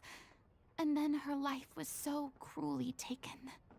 I suppose it's fair to say then that this final show, besides being your farewell to the stage, is also your final gift for her? Yes, exactly. We all miss her terribly. Well, good thing I followed the Traveler here. After hearing this tragic tale, I can no longer stand by and do nothing. Farina? I know what you're thinking, but I by no means plan to cross the boundary I've set for myself. Besides, they're no longer looking for a replacement anyway. I can, however, provide some artistic guidance from the vantage point of a highly experienced audience member. But only if you feel this is something that would help, of course. Oh, most definitely! We'll take any guidance that you can give. We unfortunately don't have any budget for a consultant, though. Will that be a problem? I don't need any compensation.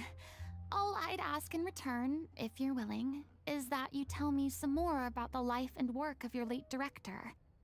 Something I've begun to realize since my departure from the Opera Epiclese is that there's a lot you don't see when you observe everything from on high. The law only judges criminal behavior and does not weigh human emotion. The court's verdict can settle the question of criminal liability, but what about all the unresolved emotions of the parties involved? What happens to them?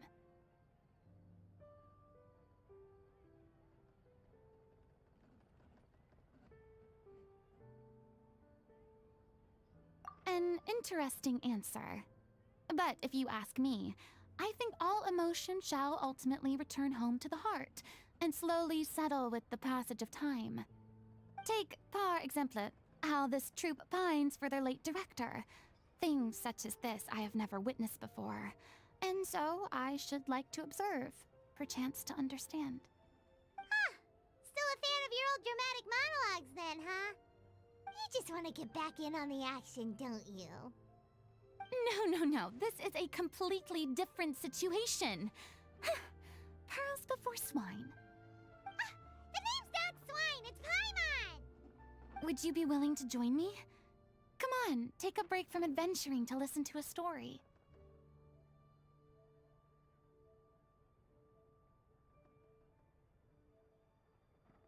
Thank you all so much. Our director was a huge fan of Miss Farina's performances, as of course we all are.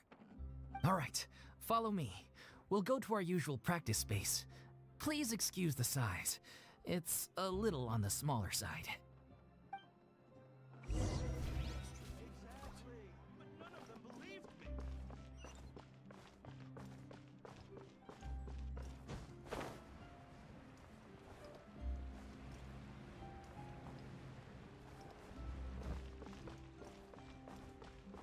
Time to go.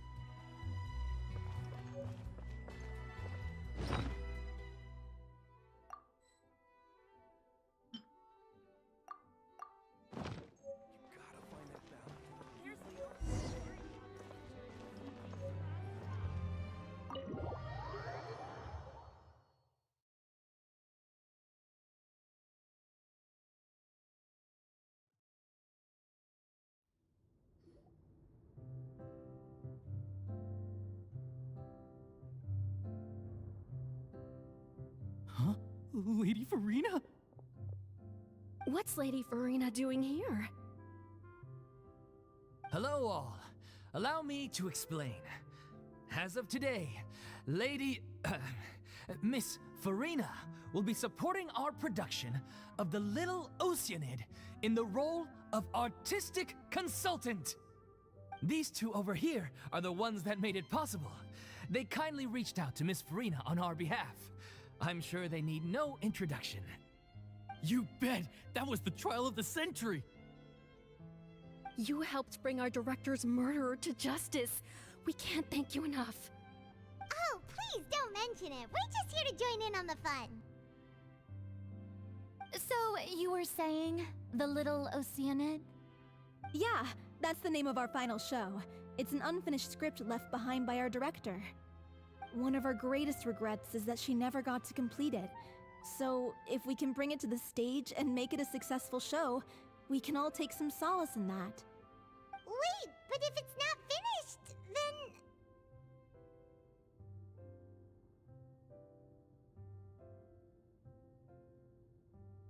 Yeah, We've been battling issues on every front, trying to realize this dream. Anyway, let me give you a quick summary of what the story's all about. The protagonist of the story is a young Oceanid who transforms herself into human form, despite the protests of her family. She longed to live just like any other human, and sure enough, she found friendship and even love. Everything seemed perfect.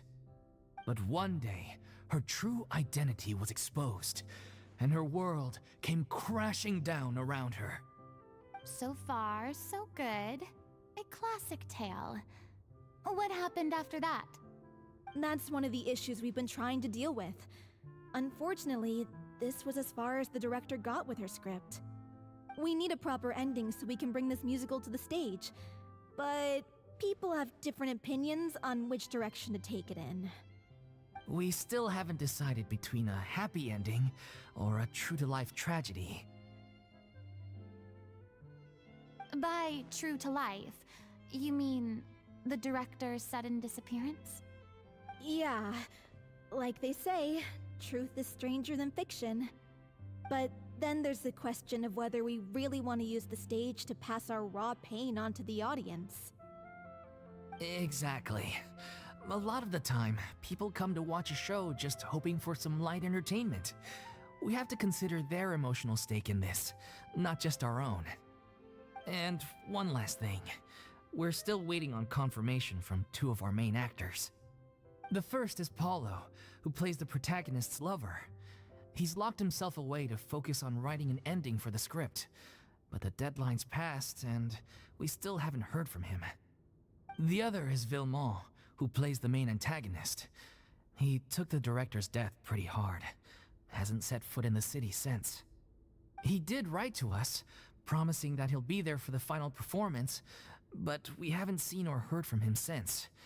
So we're not really sure what to make of that. Huh. Although, now that we have Miss Farina helping us, maybe we should take the opportunity to get everyone back together. What opportunity? What do you mean? Maybe you're unaware, but your name has always been like a rallying cry for us. Our director was constantly singing your praises. All of us look up to you as a role model. Oh, stop! You're making me all flustered. Although, not in a bad way. I suspect the reason they're dragging their feet is that they have their doubts about whether the show will really go ahead, considering all the issues you've been facing. But one by one, all the obstacles are being removed. Now is the time to rally the troops. Makes sense. Okay, priority number 1, let's check in with Paulo and see where he's at with the ending. He went back to Poisson a few days ago. Said that staying in a friend's home might help him to relax and escape the feeling of isolation. I thought the last thing his friend would want right now would be to take visitors, given that Poisson was flooded not too long ago. But I guess it's the opposite. A friend in need and all that. Yeah, maybe he could use some company. Poisson?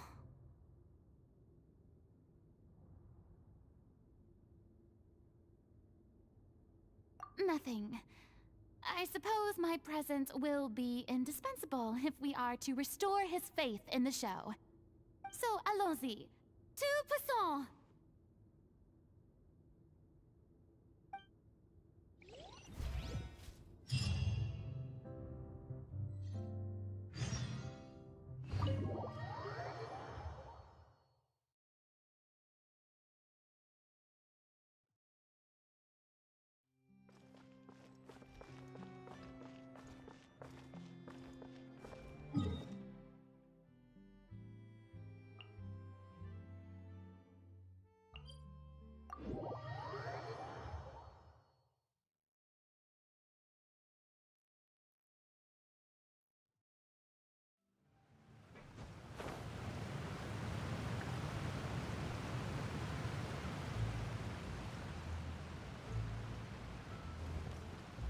Follow the wind.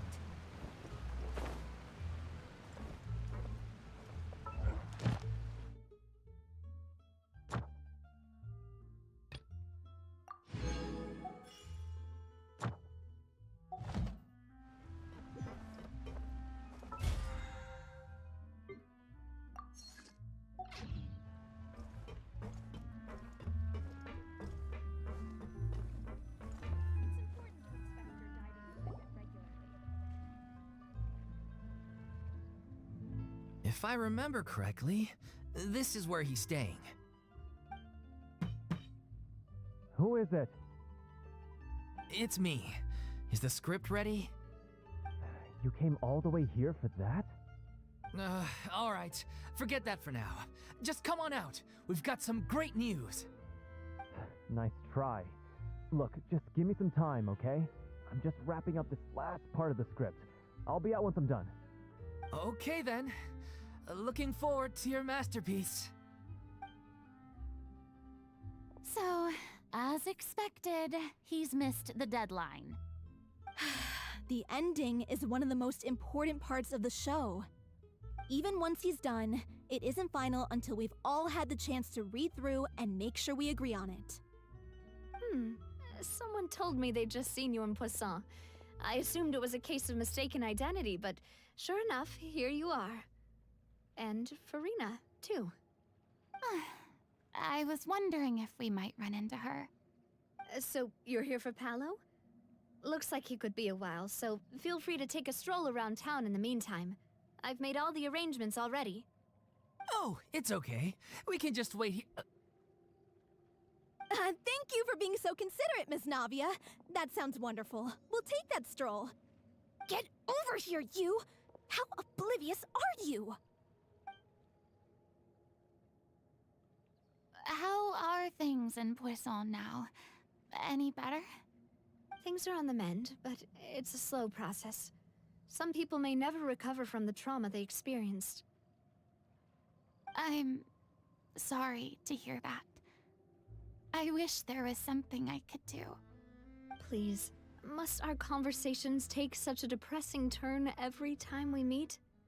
We all have painful memories, but we don't have to let them cloud everything we do. And if you're trying to make a new start, perhaps it's best if you don't bring up the past all the time. Thank you for your words of comfort. You make a very good point. But for now, at least, I think I should stay with the way I'm feeling for a while longer. It's okay. These things take time. Moving on from a painful experience is easier said than done. Which brings me to why I'm here. I thought you should probably know that not everyone here is ready to forgive and forget after the Hydro Archon's inaction in the face of catastrophe. To avoid upsetting the peace, I told the townspeople that everyone here is a member of the theater troupe, and that you are just an actress playing the role of Farina. It's not a perfect solution, but hopefully it means you won't have to lie low while you're here. That's so thoughtful of you, Navia. Well, what do you expect? I am the courageous and considerate president of Spina di Rosula, after all, like my father before me. Anyway, that was all. Look after her now.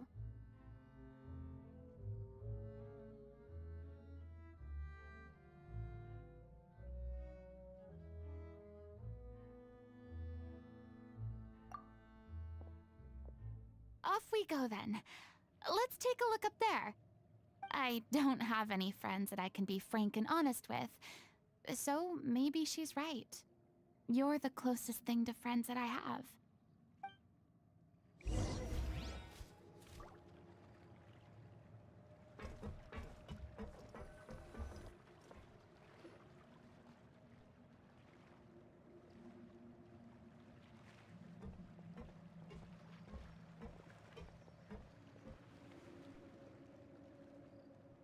I'm so grateful that Miss Navia was so understanding. To be perfectly honest, I didn't know if I was ready to meet her. It's always easiest to just run away from your problems. But that never fixes anything. You can't get around the obstacles without facing them. So that's why you were nervous when they brought up Poisson. Yeah. I'd be lying if I said I wasn't scared of coming back here. Still, I felt it was something I had to do. As I was saying before, I want to see for myself the things that I never could in the past. I'd be overjoyed if the people here could find it in their hearts to forgive me. But they're more likely to unleash a tirade of vitriol against me. Which, of course, I completely understand and accept. Yeah, I can tell people are watching me.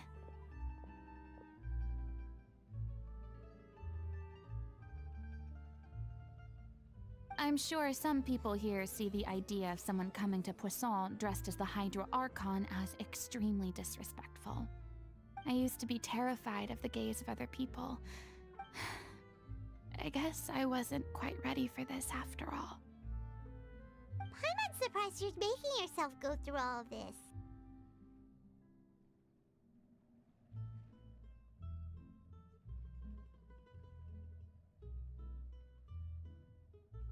I can't let myself see only the things I want to see. How would that make me any different from before? Look! There seems to be a crowd gathering over there. Probably time we made a move. How about we check out Spina di Rasula's ship? We should have a view of the whole of Poisson from there.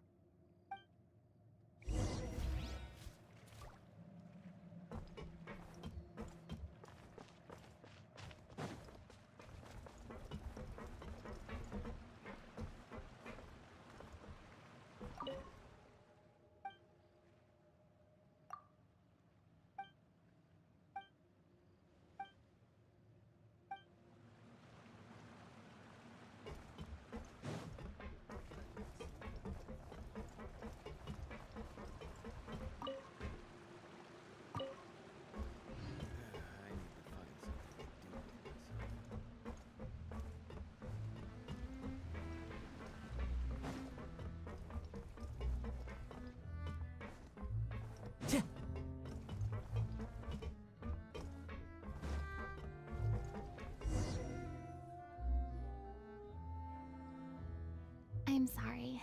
You probably just wanted a relaxing stroll, and here I am dumping all this heavy stuff on you. We don't mind. It's actually refreshing to see a different side of you. Great. Well, I appreciate your company, so please don't disappear just yet. I don't know whether you can tell, but the years of suffering and loneliness aren't the only reason I have a hard time facing up to who I used to be. As I stand here by the ship, I can't get the images of the rising water out of my mind. One after another, people were taken by the water. All those treasured lives and memories washed out of existence in an instant. They thought their god would protect them. They had absolute faith that when disaster struck, a divine power would save them from harm. And all the while, I played my part to perfection to convince them that was true. But then the floodwaters finally came, and the Hydro Archon did nothing. You shouldn't look at it like that. You're only doing your duty. I've had to go through so many moments like that for the sake of protecting the truth. As time went on, it got harder and harder to bear, and I became more lonely and isolated. Eventually, I realized I had nothing left except the truth. I became terrified of completely failing in my task, and was haunted by the thought of being left all alone, weeping on my throne. Fortunately, we were able to avoid the worst-case scenario thanks to the help of heroic individuals such as yourselves. Everyone rose to their responsibilities, and I finally regained my freedom. But on some level, freedom also means no longer being needed. I have no further use to people. I would have never imagined you'd see it that way. Reward?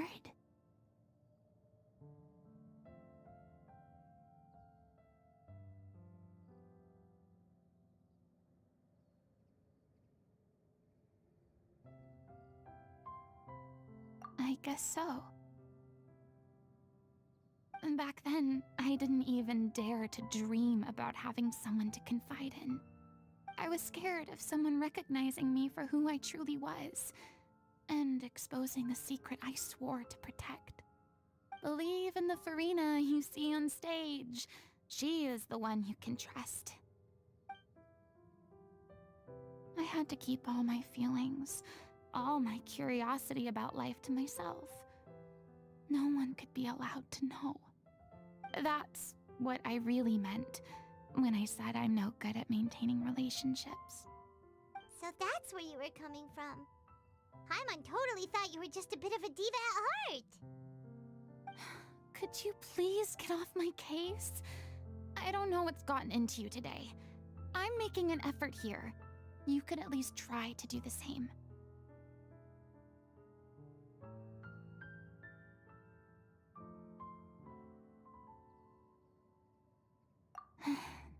I do. I once had nothing but the truth, and now I'm finally free to live my own life again. And even though I have no idea where I'm going right now, at least the choice is in my hands. All right, it's about time to head back. Paulo should have finished the ending by now. Sure! Okay, let's head back and check it out.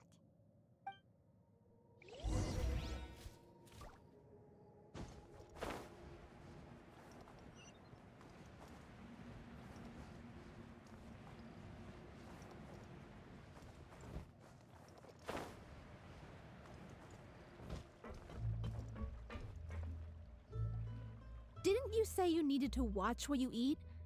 You're supposed to be cutting down on fried foods, not wolfing down copious quantities of fish and chips, you know? Come on. It's not every day we get to dine at Spina di Rosula's expense. Can you believe how generous she is? I'm not about to pass on free food. Anyway, my character doesn't need to be slim and good-looking. That's your job. Are you kidding me right now? It's not your character's health I'm worried about, it's yours.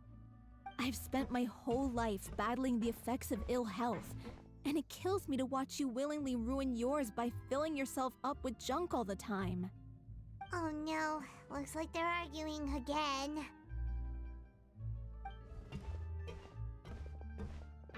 We're back! Could you maybe put your differences aside for a moment? Ah, you're back. We've been enjoying Spina di Rosula's VIP treatment in your stead. Paulo's nearly done. We shouldn't have to wait too much longer. Great! So you were discussing your characters, right? We heard she's playing the Oceanid who turns into a human girl. What about you? Me? I'm an Oceanid too. He was originally supposed to take the form of a crane, but he outgrew that role. Well, the costume at least. So now he's playing the boar instead. Sorry. The boar's not a bad character, actually. He's the one who raises the little Oceanid, yes? That's right. He has some pretty memorable lines too, like when he imparts some solemn words of wisdom to the little Oceanid. If you become human, you can reveal your secret to no one. You will face suffering and loneliness. Is this truly what you want? Wait, that sounds kind of familiar. It's the most important line in the whole script. I think it's a symbolic statement about our director's life and legacy. She kept quiet about all the trials and tribulations she faced in running our troupe, allowing us to devote ourselves fully to performing. It was only after she was gone that we realized how tough her job really was. You mentioned earlier that the troupe is like your home. Yeah. I was born with an incurable illness, and once my family found out it couldn't be treated, they decided they didn't want me anymore. I spent some years taking whatever work I could find and trying to manage my illness with various medicines. But whenever I had a bad flare-up, I'd be lying in an alleyway for days at a time. It was like that until the director found me one day. She told me I had a great voice and asked if I was interested in studying singing from her. I said yes. She took me under her wing, taught me to both sing and act, helped me find Mora for my meds, took care of me when my condition decided to flare up. I know it was all a huge burden on her. She sounds like a really incredible person. She really was. She gave everything she had to her troupe and the people in it. All of us were so proud to call her our director. I was a lost child too when she found me. As the child of a murderer, my parents weren't around when I was little, so I got sent to an orphanage. The other kids were always picking fights with me. They'd say things like, "Come on, you must be pretty tough if you're the son of a murderer." It was just to taunt me, though. I was an easy target, and they knew it. One day, I got beaten up so bad that I just couldn't take it anymore, so I ran away. I lost all faith in humanity by that point. Thought the whole world was out to get me. Let me guess. Fortunately, the next person you ran into was the director. Yeah. For the first time in my life, I was somewhere I felt safe. And I promised myself I'd stay here until the day the group parted ways. The day you hoped would never come. How times change. Oh, you're finally done? Get your butt over here. There's someone I need to introduce you to. This is our new artistic consultant, Miss Farina. Farina? The Farina? Oh my god, how did you manage to wrangle that? Please, the honor is all mine. I was profoundly moved to hear about your troupe and your wonderful director. I just wanted to do something to help. Same here. Even so, this is just... Oh, wow. I'm sorry. I'll try to calm down. Now, where was I? Ah, yes, the script, of course. Let me give you a rundown of how the story unfolds in my version of the script. I'm sure you're already familiar with the beginning of the story. A little Oceanid decides she wants to become a human, against the wishes of her family. She finds love and friendship in the bustling city. But then, disaster strikes. The people start to notice that all the fresh water in the surrounding area is slowly disappearing. The soil is becoming arid, plants and flowers are withering, and the people begin to panic. The little Oceanid, Cleo, and her lover decide to do something about it and investigate the truth of the matter together.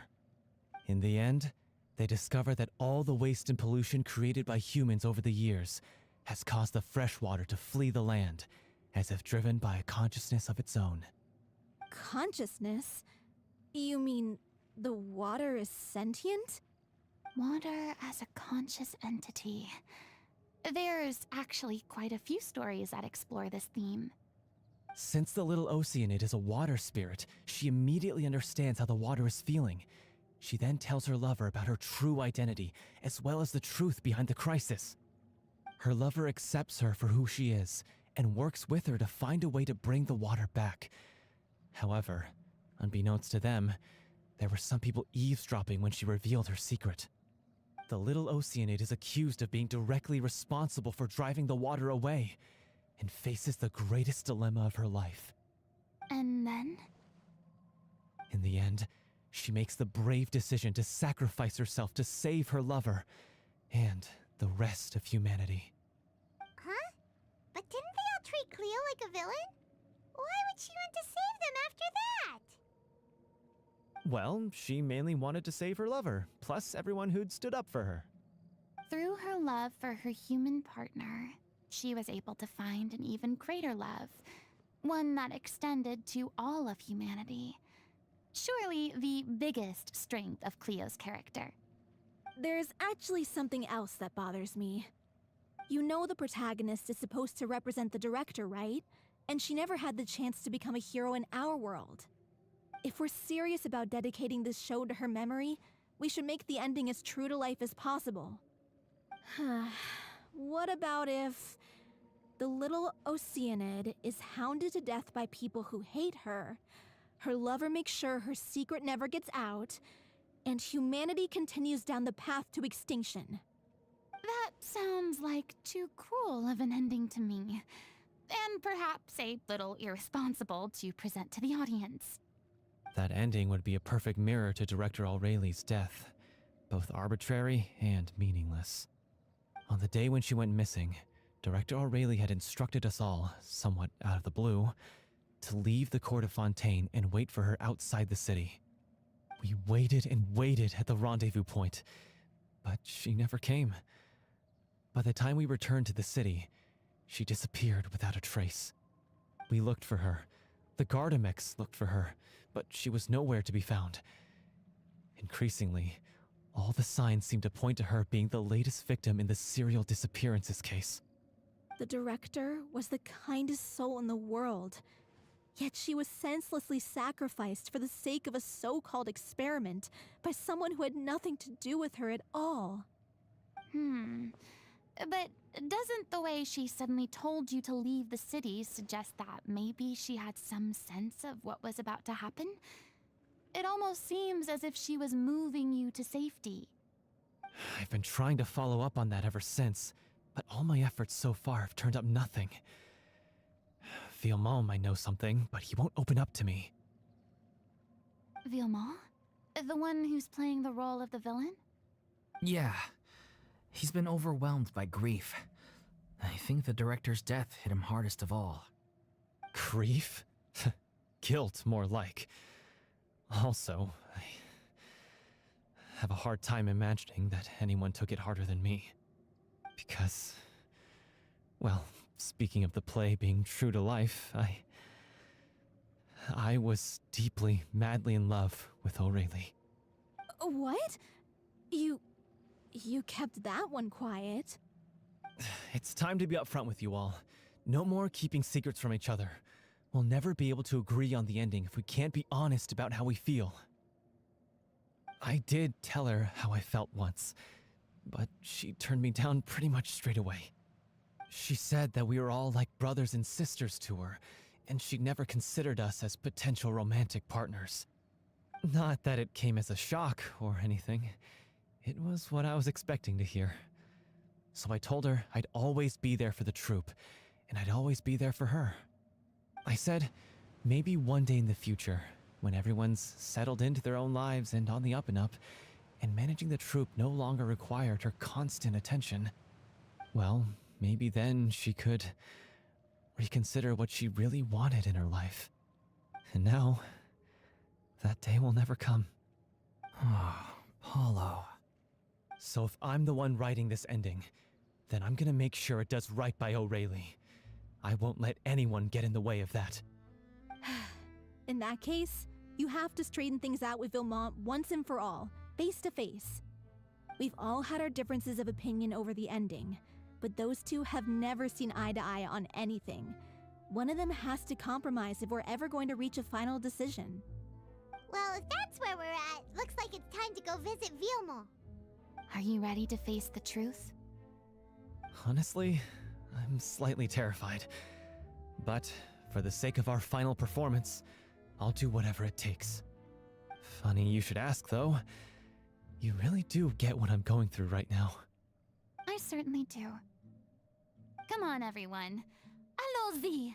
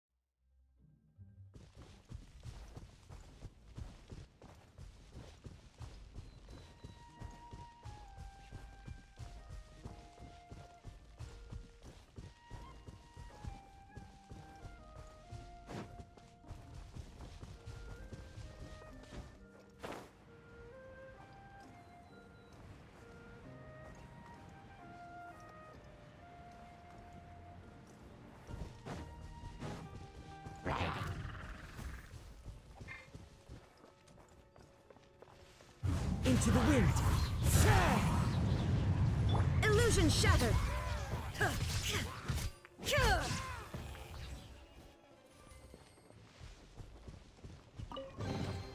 But a momentary distraction.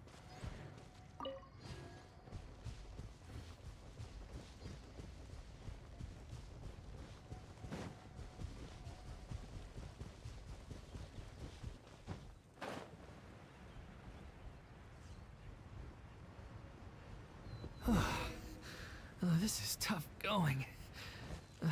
Delphi, are you sure you can manage in your condition? I could ask you the same question. Try to keep up.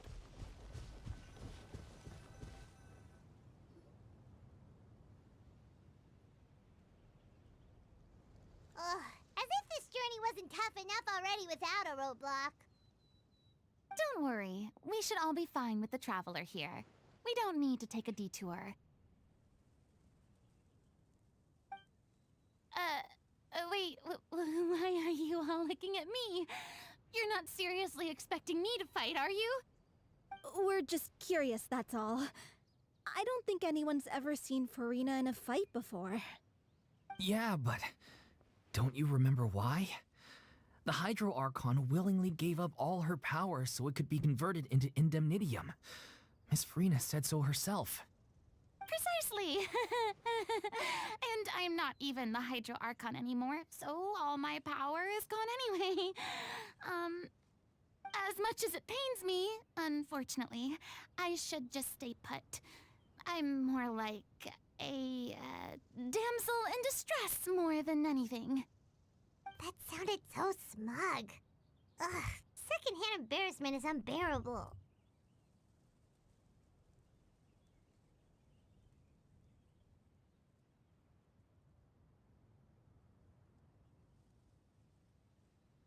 Hey, lay off, all right? My bluff is hanging from a thread here. I'm sorry. I got carried away. Please help us out, would you? Aw, too bad. I was so pumped to feast my eyes on fight mode Farina. Sorry to leave all the heavy lifting to you. Don't worry, piece of cake.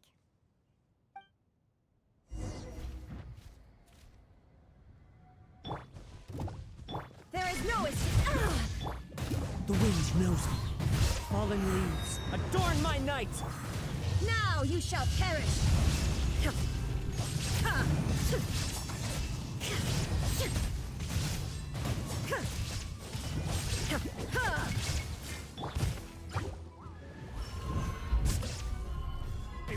Ice.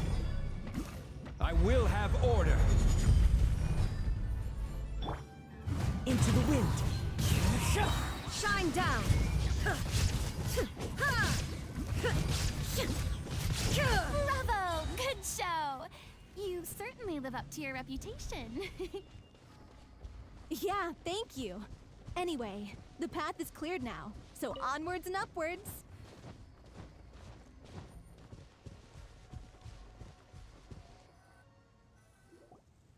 Vilma, are you there?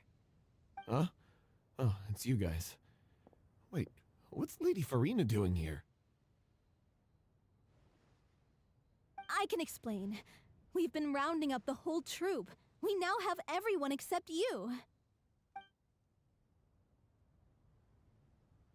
So, you think knowing the truth about the director's disappearance will help you write an ending to the script that pleases everyone? I care just as much as everyone else about making the Little Oceanid a success. That's why I wanted to wait until after the show. If I open this can of worms now, I just don't want to make things difficult between us. We're supposed to be a unit when we're on stage. Viamant, avoiding the truth will not help anyone. Unless you mean to suggest that Aurelie's death had something to do with you. I don't want to talk about it. Listen, Viamant. I used to think that my love for Aurelie was a point of shame. I never brought it up to anyone. But now, I've made up my mind to put it all on the table. I'm prepared to face everything, to sacrifice everything for the sake of the show. The little Oceanid cannot be complete unless we do justice to Aurelie on an emotional level. This is why people think of you as not being the smart one. As you all know already, the troupe was kept afloat not from ticket sales, but donations from the audience. Of course, that was nowhere near enough. We took on side jobs when we weren't performing, but even then, the troupe's financial situation was pretty dire. So, anyway, one day after a show, a merchant came to me and offered us a huge sponsorship.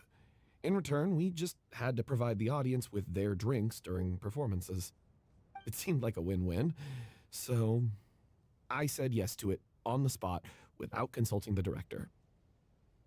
It was only when the merchant came to deliver the goods that I realized the drink in question was synth.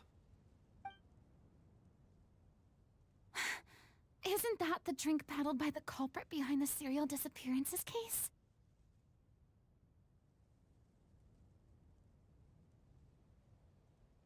I freaked out when I saw the boxes, and I told the director everything right away. She was completely shocked as well. But she didn't reprimand me for making the decision without consulting her. Instead, she contacted the merchant and stated that the troupe could not agree to this collaboration. The merchant was furious, berated us for going back on our word, and threatened to sue us for damages. The amount was astronomical. There was no way we'd be able to pay. And then? I was going to sort it on my own, but the director stopped me. She said that this was an issue for the whole troupe and it wasn't my fault.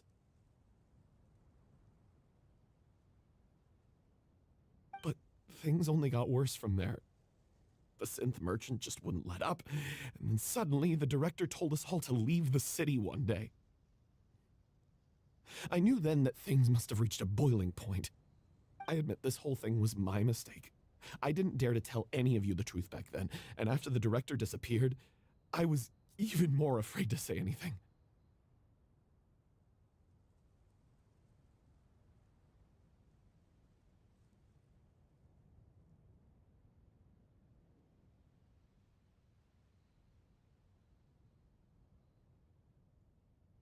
Yeah, I got Aurelie killed.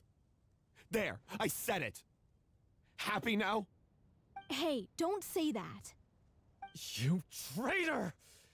You knew Aurelie was in danger. Why in God's name didn't you tell us? What do you mean, you were afraid? This was a life and death situation. We could have saved her! How could you be so stupid? Please, try not to get too worked up. Yeah, listen to him. You need to stay calm. Stay calm? How can I stay calm? This guy got Aurelie murdered. She was the love of my life. And he has the gall to try and high-road us, claiming that he kept his mouth shut for the sake of the show. How about taking some responsibility for what he's done? All I can say is I'm sorry. Truly.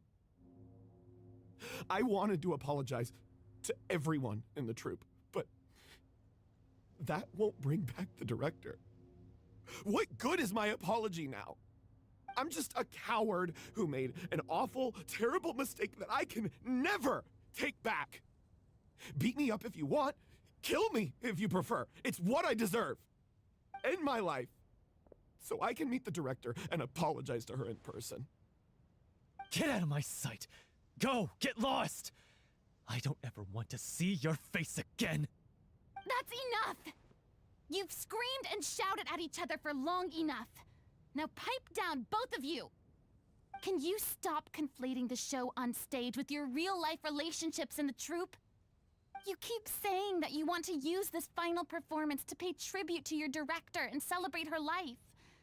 How can you do that if you're just using it as an excuse to vent your own emotions? You're right. I'm sorry. On stage, the lead role is the focal point of the audience's attention. And you're all used to seeing the director as the heart of the troupe. But in her own life, Her greatest desire wasn't to be the center of attention. I can tell how much she loved you all, and how much she loved the troupe.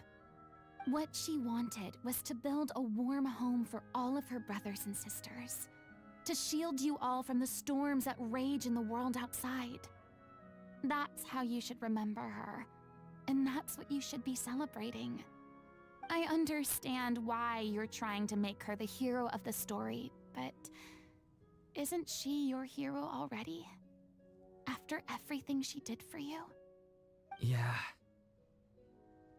So think hard about what that means. And then think again about what you hope to achieve by arguing with each other. If you really hate each other and can't reconcile your differences, then you could just call it quits now. Why bother with the final performance if the group is already fractured? But you can't bring yourself to do that, can you? You care too much about Director O'Reilly and the home she built you all to let go. What are you laughing at? I don't see what's so funny.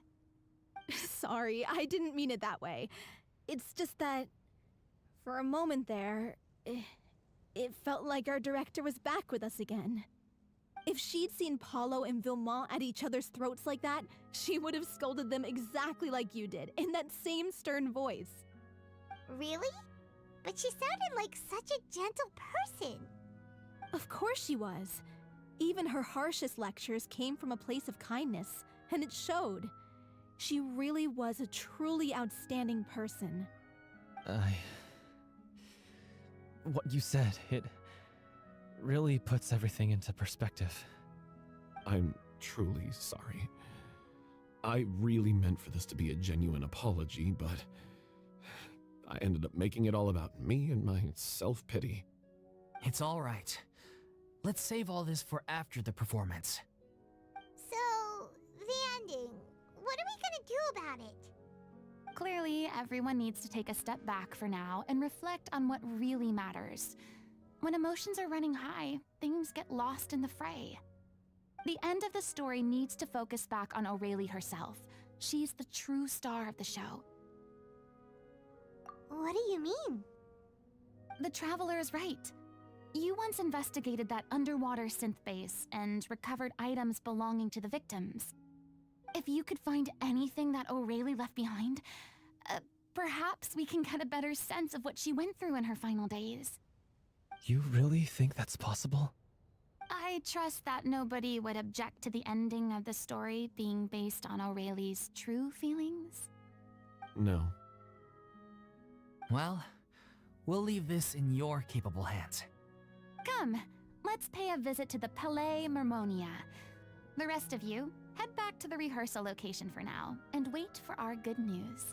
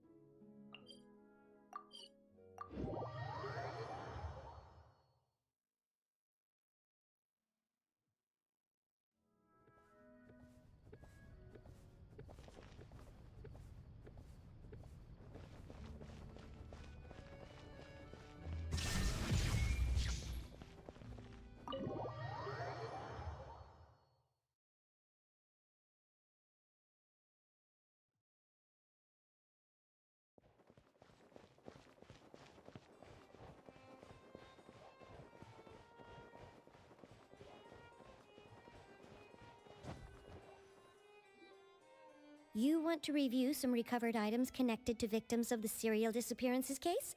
But, that case has been closed for quite a while now. Still, since you were the ones who discovered and submitted the evidence in the first place, you don't actually have to submit an application. Okay, please hold on. I'll have someone dig them out.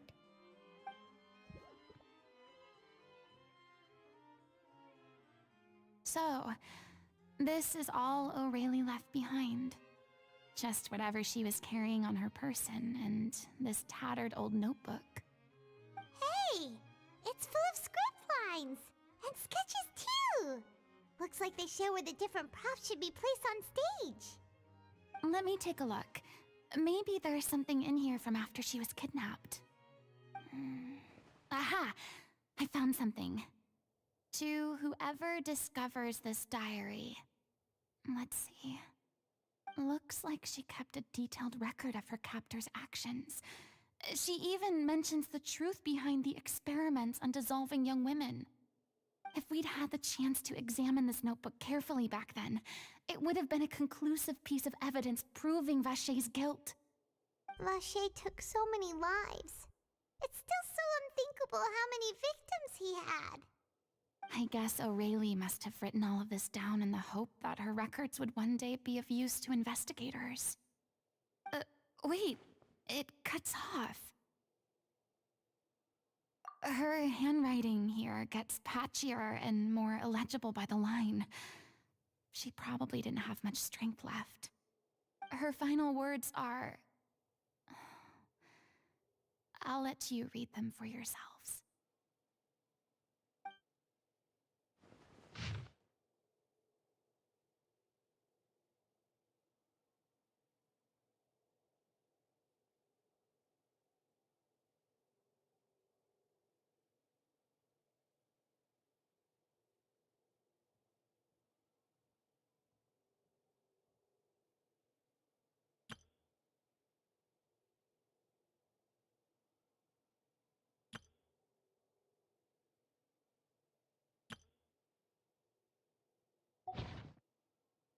She was so terrified.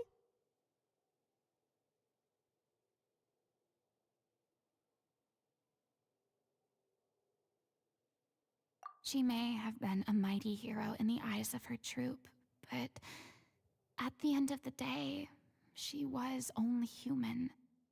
I can't bear to think how painful and lonely her final days must have been. Wait. This part on the last page sounds strangely familiar.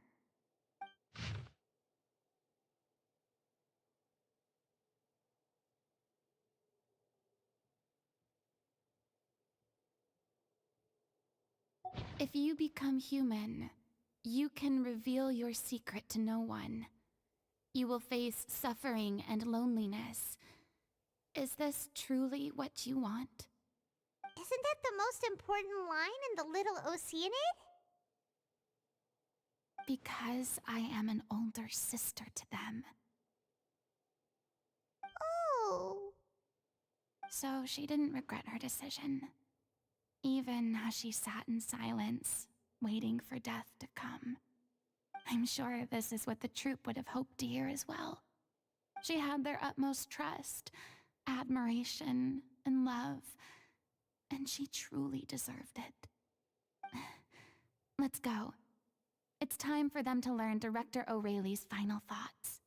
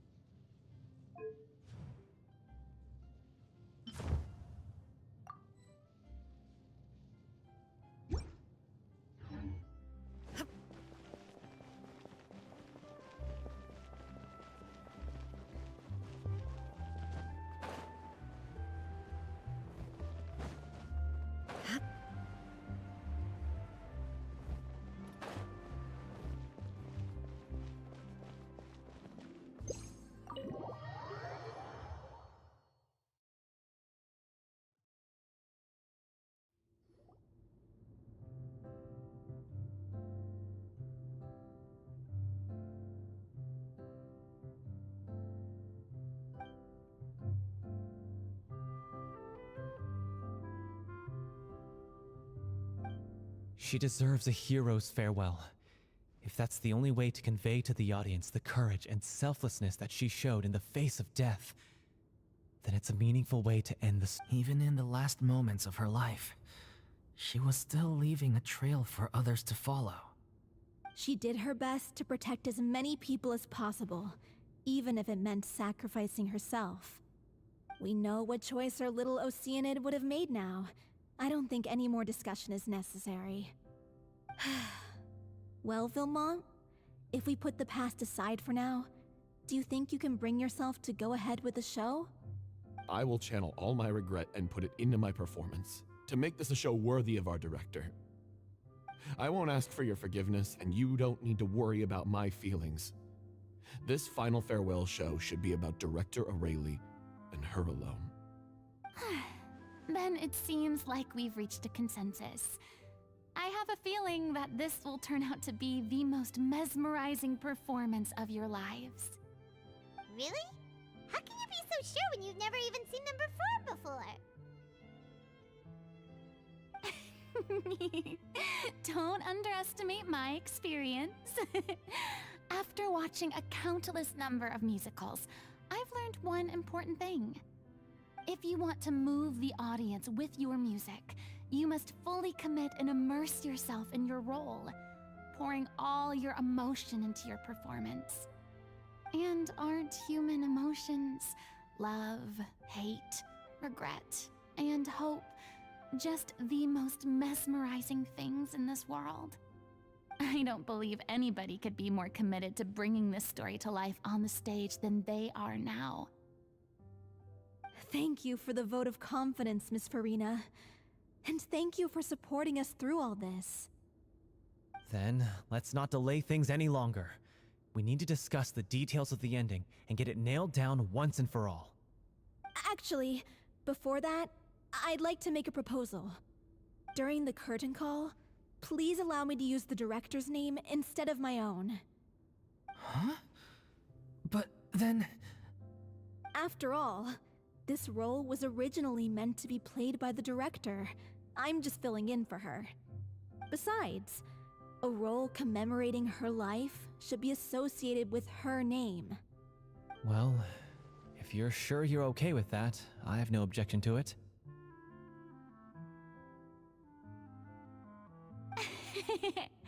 Now we're talking like a serious acting troupe. All right, I'll leave you to fine-tune your musical while I go and procure a stage. Procure a stage? Oh, it's okay. Our usual place doesn't need a reservation. That place? Oh, don't be silly. For an extraordinary show, we need an extraordinary stage. By which I, of course, mean the Opera Epiclese. Whoa, wait, what? No. That's never going to work. It's far too fancy for the likes of us. What are you afraid of? Surely you don't think that Aurelie's story is unworthy of the grandest stage in Fontaine? No, though that's not what I meant. It is supposed to be your grand finale, right?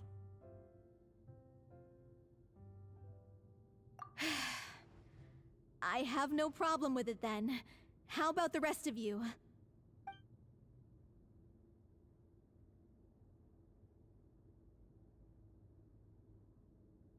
I'll take your silence as a yes. Thank you for giving us this opportunity. It really is a dream come true. Well, then don't disappoint me. If you mess this up, it'll reflect poorly on me too. Come on, we'll need to get the go-ahead from Nerilette. I know just where to find him.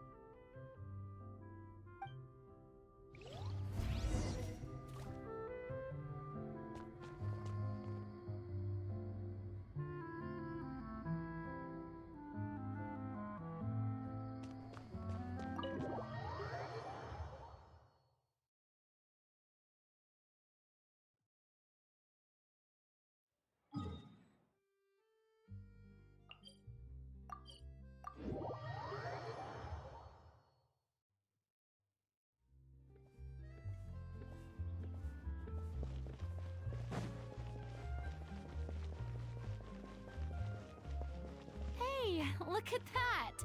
Looks like I guessed right. You were just guessing? I knew you'd be here. I'm here merely for a short break.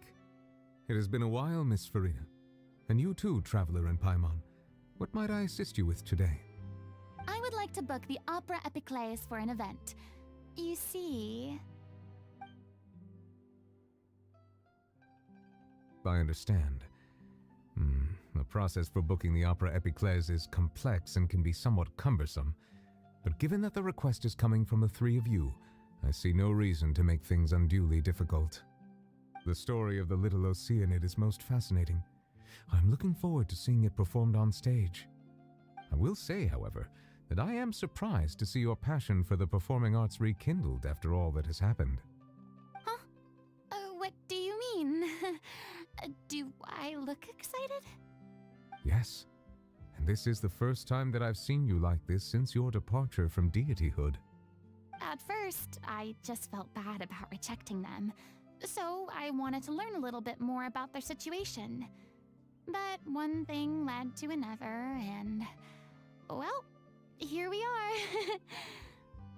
In the past, we sat in our high chairs in the court, giving our opinions on isolated cases, all while knowing very little about the human stories behind each and every one.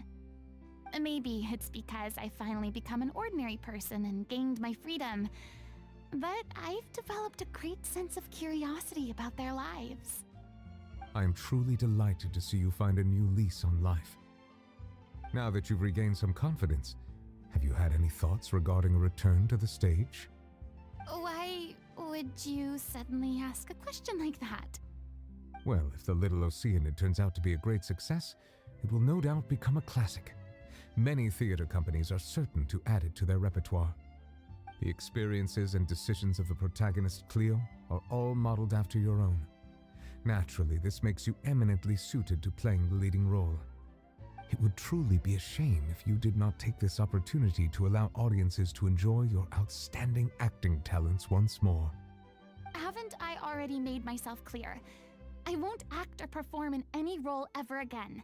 No exceptions. Nor do I think it is any great shame. There is no lack of fine actors or inspirational stories, either on or off the stage. This experience is a case in point. I feel like I've learned a lot, and it has already been well worth the price of admission.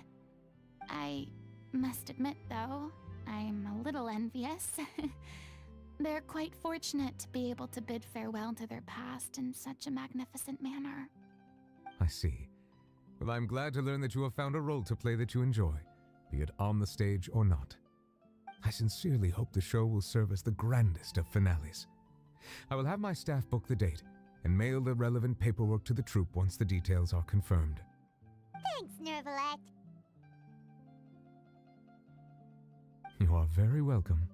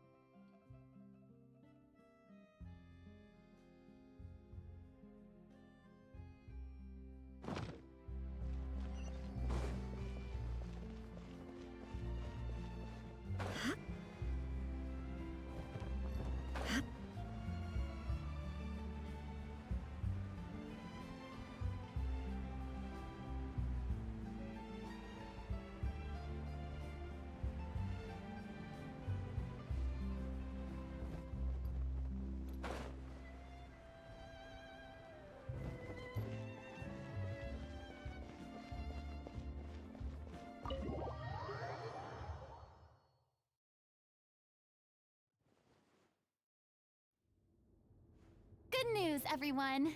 It's done. The Opera Epiclese is booked. Thanks to my eloquent and impassioned speech, Monsieur Neuvillette was moved to provide us with a fitting stage for this special performance. We've had to fight every step of the way for this opportunity, but we now have all of the ingredients necessary to stage a truly spectacular performance. A touching story, a magnificent venue, and last but not least, a passionate and dedicated cast. Now, let's work together and make this show the best it can be.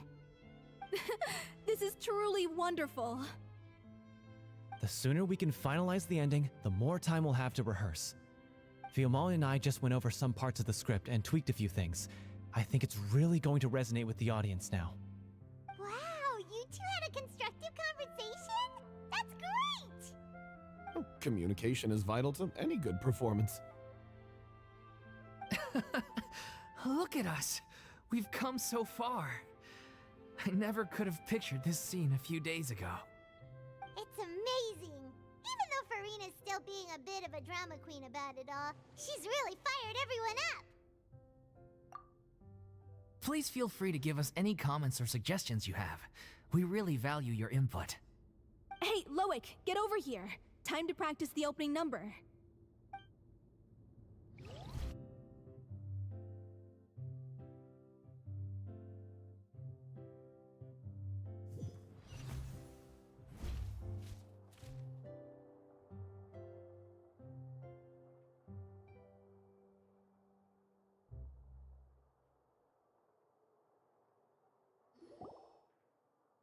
Cursed Cleo.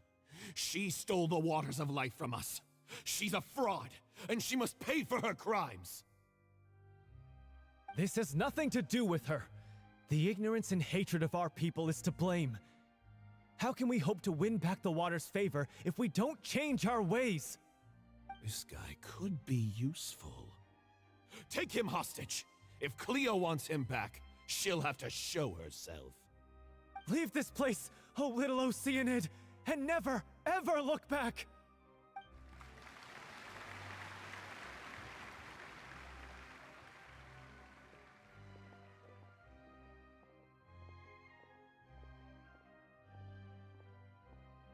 Everyone's really throwing themselves into their roles. I haven't seen such a fine performance in a long time. If only... What should we do? It's almost time for her to take the stage! Why does it have to be now? Hey, what's going on? You're due on stage any second now. Oh no, not again. But why? What about your new meds? Did they stop working? They've been getting less and less effective over time. I've had to keep increasing my dose. What? I thought they cure it. So they were only managing your symptoms? I figured whatever it took to get me through this final performance. How could you do this to yourself? And after that lecture you gave me about not looking after my health. I'm sorry. I've let everyone down. You... This is a conversation for another time. How can the show go on without its star performer?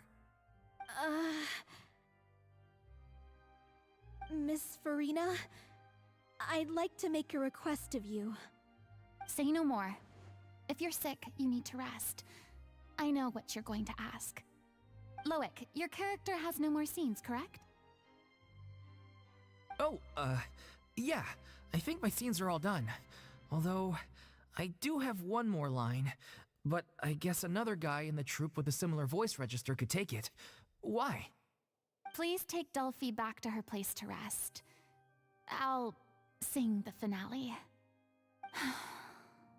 From the sublime to the ridiculous. After all that, everything's come full circle. Thank you, Miss Farina. I'm so sorry to put you in this position after everything you said. Never mind. What's done is done. It's really my own fault for getting in too deep. No one likes regrets, myself included. Leave it to me. I've watched you rehearse so many times that I've learned Cleo's part by heart. I do not doubt your acting skills, but please allow me to ask just one more question. After all, this show is dedicated to the life and legacy of our director. What, in your opinion, is the reason Cleo shines so brightly? It's her pure heart. Despite all the pain and loneliness she had to endure, she never once stopped believing in the beauty in this world. Well said. I leave Director O'Reilly in your hands.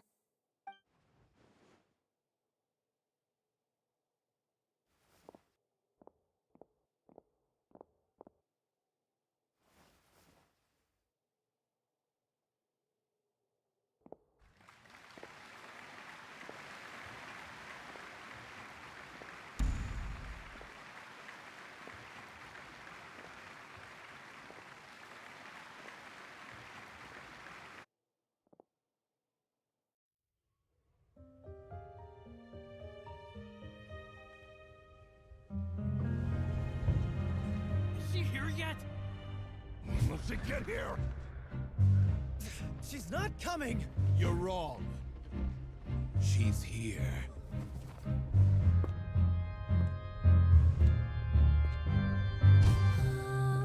Si je pouvais vivre dans l'eau, le monde serait-il plus beau?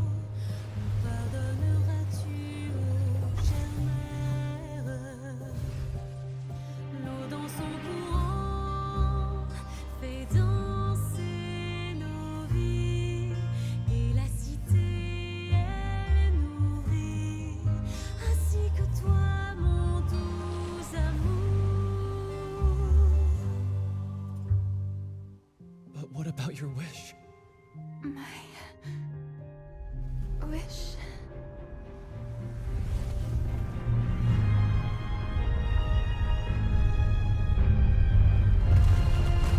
If you become human, you can reveal your secret to no one. You will face suffering and loneliness. Is this truly what you want? Le grand amour ne suffit pas, seul un adieu fleurira. C'est notre histoire de vie, douce et amère. Moi, je suis, serai toujours là, à voir le monde et s'inventer. Et ça ne changera jamais, jamais.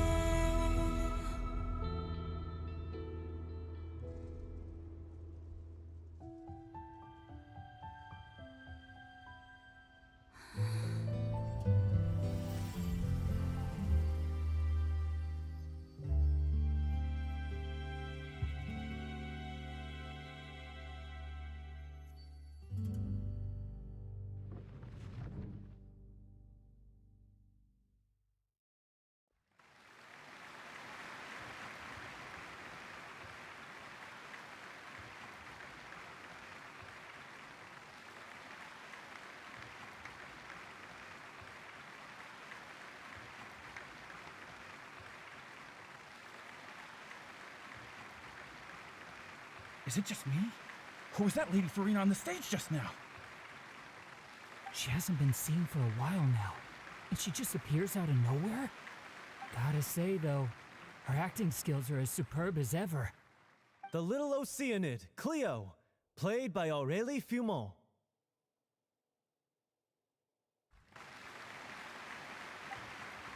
Wait, that's not her name. What's going on? I don't know. Maybe it's just a doppelganger.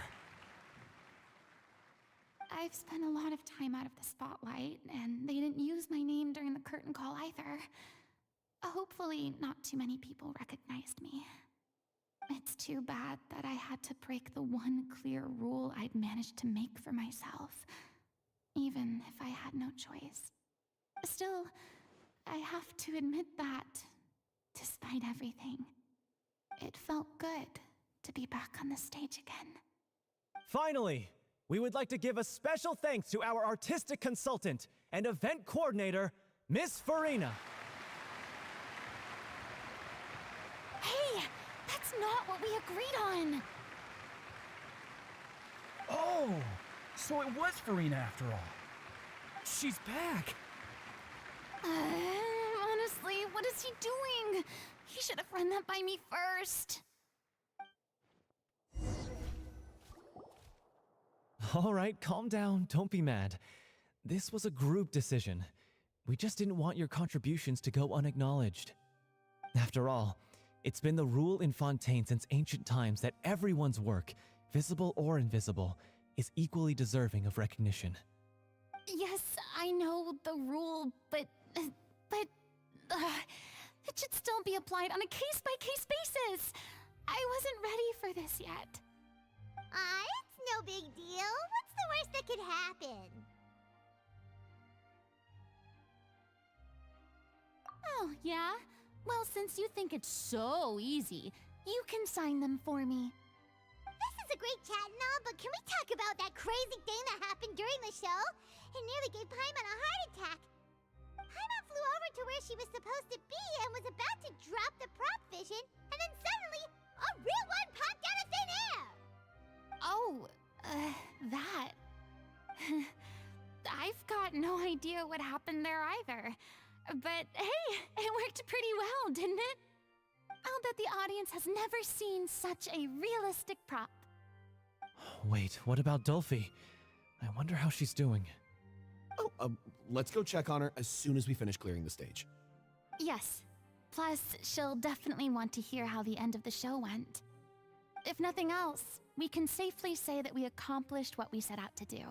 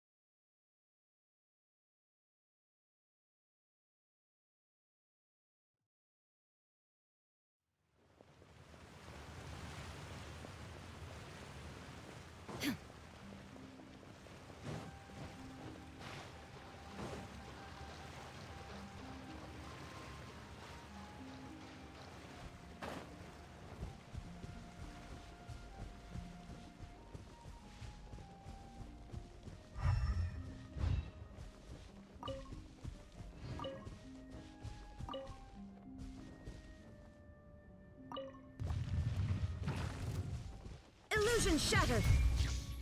The wind knows me.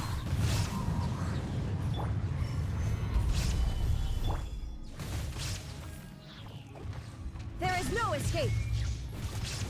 Ha! Ha! Ha! Ha! Ha! Ha! Ha! Ha! Ha! Illusion shattered!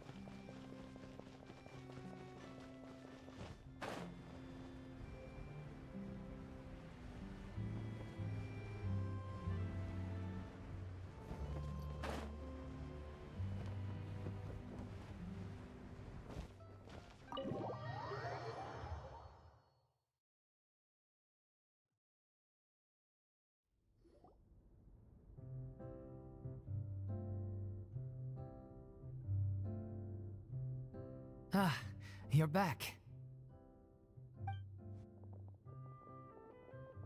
She's doing okay.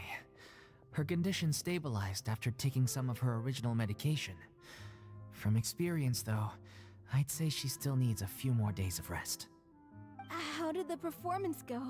Was it a success? Did the audience like it? You'll be glad to know it was fantastic! Also, you're not gonna believe what happened while Farina was on the stage. You'll probably be able to read all about it in the Steambird first thing tomorrow morning. That's wonderful. I'm so sorry I failed to see it through to the end. I guess I was wrong to try and tough it out to begin with. No, don't worry about it. Like they told me after announcing my name during the curtain call, everyone's work deserves recognition. Even though you couldn't see it through to the final scene, the audience was very impressed by your performance. It's safe to say that you made your mark on this memorial show. Well, one way or another, we did it. I've had bad luck ever since I was born, so I never expect things to go smoothly in life. I'm just happy to know that we went out on a high note. That's all that matters. Blaming your bad luck again, are we? Maybe if you didn't push yourself past your limits so much, your illness wouldn't be flaring up all the time. Oh, don't you start. I don't have the energy to argue with you right now. Aw, you two clearly care a lot about each other. I don't know what you're talking about. You mean we never stop arguing with each other?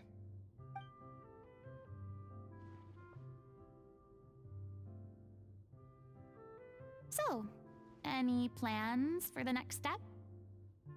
After the brilliant performance you put on, the reputation of your troupe is sure to spread through Fontaine like wildfire. You won't have to disband if you don't want to. You could capitalize on the rave reviews and license out the Little Oceanid to the bigger theater troupes out there. That would do wonders for your financial situation. No, we should still disband. Yeah, it's what we all agreed to. After all that's happened, I should give you guys some space. But maybe our paths will cross again one day. Hey, don't just walk off! I still want to keep performing, so I might join another troupe. After watching Miss Farina's performance, I think I'm starting to understand our director's infatuation with musicals. You should do it. It suits you. I'd originally hoped to keep performing too, but I don't know if my health will allow me to. Oh, so now you finally got your priorities in order. I guess I'll hold off until you've properly recovered as well. What about you, Miss Farina? Any future plans? Well, frankly, I think a return to obscurity is no longer an option for me. I'm sure a slew of consultancy requests will hound me wherever I go, until I finally acquiesce. You rather sealed my fate there with your special thanks at the end of the show. Sorry. It's quite all right. No need to apologize. What I meant to say is that this whole experience has shown me that perhaps I'm not as averse to a return to the stage as I previously imagined. Maybe Nervilette was right. Maybe Cleo is the right role for me. I still don't wish to pretend to be someone else, but I do have a desire to express myself. So, maybe the show will go on for me after all. Yeah. There was once a time when I was an actress in a masquerade, seeking only to hide the truth. But from now on, I want to spend my time learning real stories about real people and how they touch the lives of others around them. I want to watch them blossom and wither, see them refined on the page, retold on the stage, and remembered long into the future. I'm sure this is what captivated director O'Reilly as well. Sounds like you're ready to stop running from your true calling. The more you get out into the world, the more you'll discover what a fascinating place it is.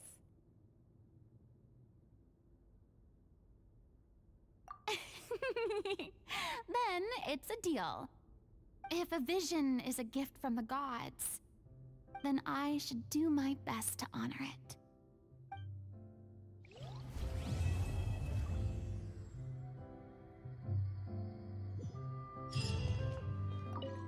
It's ironic to think that in my whole time as a god, I could only ever dream of receiving this kind of power.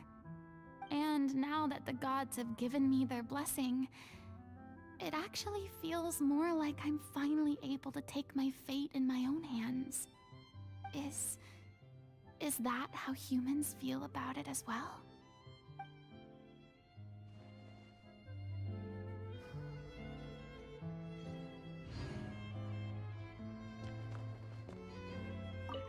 I mean, of course I have some regrets, but There'll be plenty of opportunities in the future for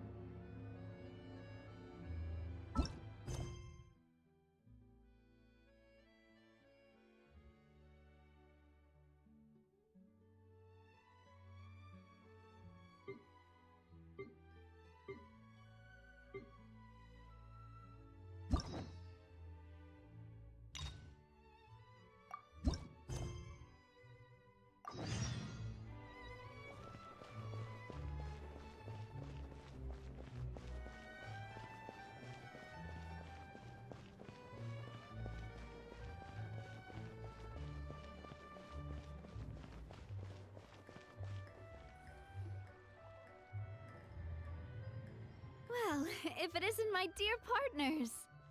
That voice! It's Navia!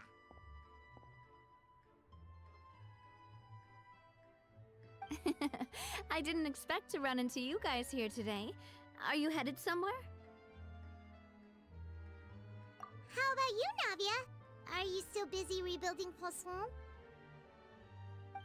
We've wrapped up most of the rebuilding, but there are still a few things left to take care of. Stocking up on materials, confirming construction timelines, discussing compensation terms with families affected by the disaster. Between all of that, I've been making a lot of trips between the court and Poisson.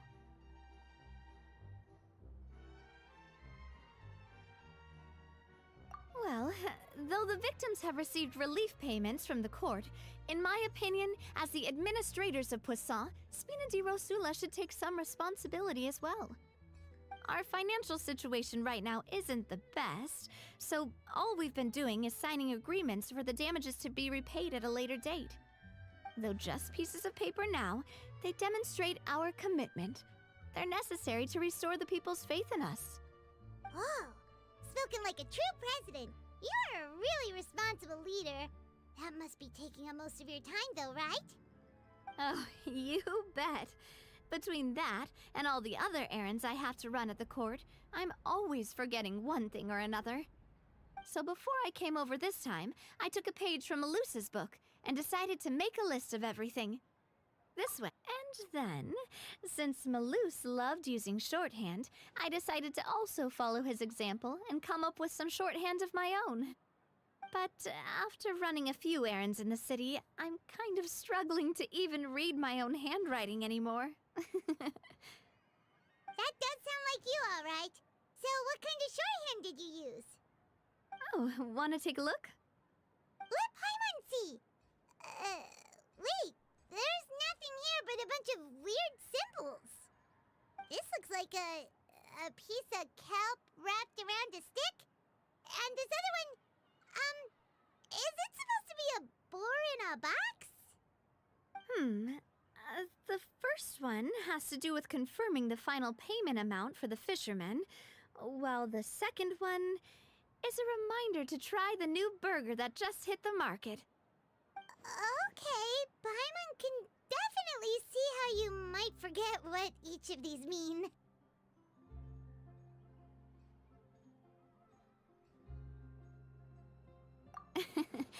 Thank you for your advice. These are the kinds of things you only really figure out once you've tried them out yourself.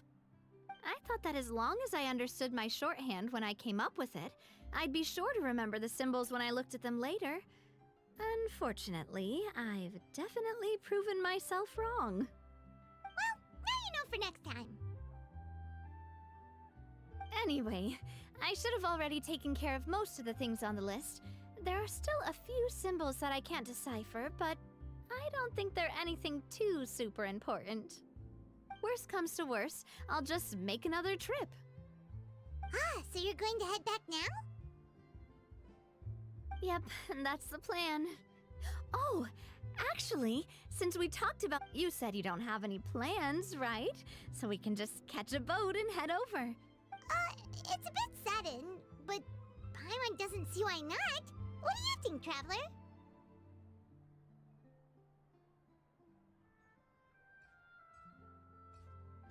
Then let's go. We'll take a boat over. Oh, you mean the Aquabus, right? Like the Clementine line? Oh, sorry. I meant our own boat. The Aquabus doesn't have a station near Poisson, so we'll use one of the Spina's boats. All right, follow me. I'll take you there.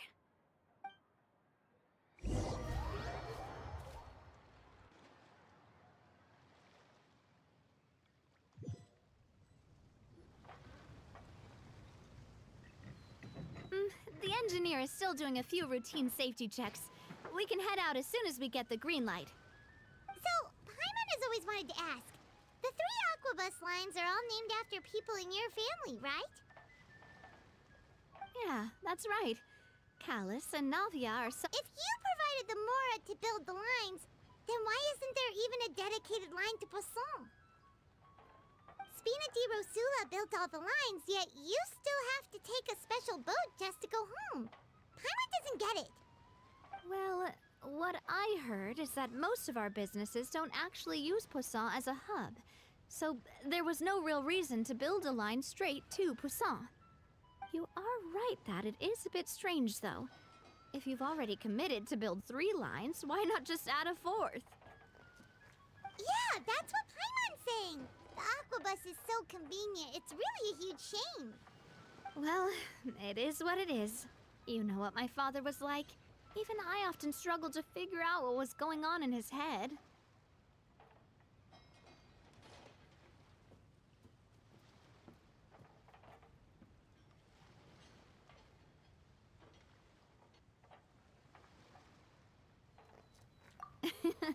But that would only be the case if he cared about what others thought.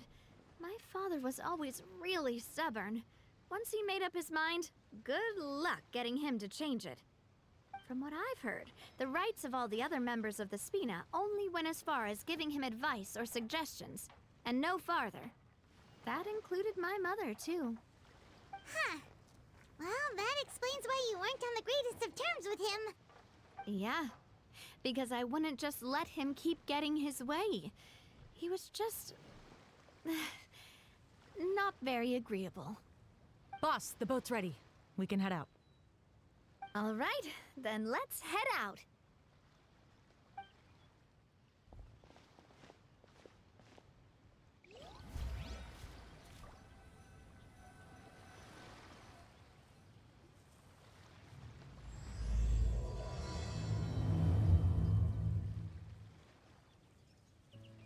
It'll be a while before we get to Poisson.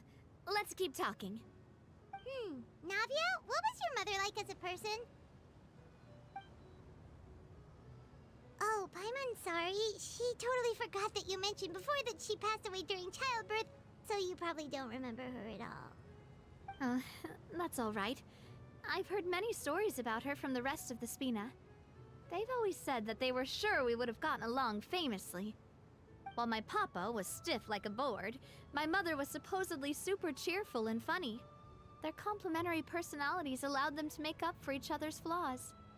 My father would run the businesses and expand our reach, while my mother would keep the peace and make sure that everyone was happy.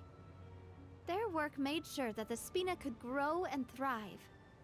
Sounds like they were not just a well-matched couple, but fantastic business partners as well. Yeah, but those are just stories and anecdotes after all. It's hard for me to piece together a more complete or intimate picture of her. But sometimes, I'd still look at the Clementine line and wonder, would the Spina and Poisson still be what they are today had my mother survived? Silver once said that a name is a kind of inscription, a way to etch a memory into the world. When given a name, a cold, inanimate object can gain a completely new meaning. So, I will always associate the line with her in my heart. Over the past few weeks, I've also begun to appreciate how water can take in and hold our most intense feelings and memories, as well as how one may reflect on their past by watching the sea. I've lost many beloved people and memories to the sea. Even though I cannot stop for them and must continue to keep moving, the fact won't change that they existed in my life and gave me the reason and motivation to move forward. Always.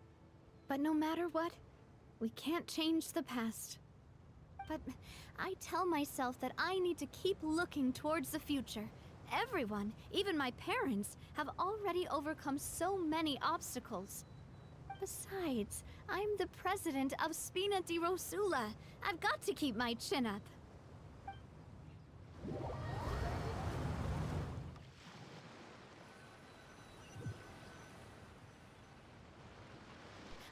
We've reached the shore. Let's go. I'll show you the new Poisson.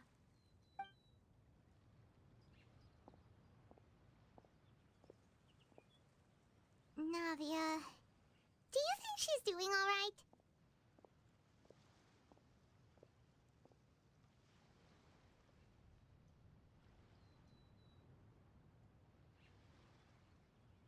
Okay, Paimon supposes you're right. She's really been through a lot. It couldn't have been easy shouldering so much by herself.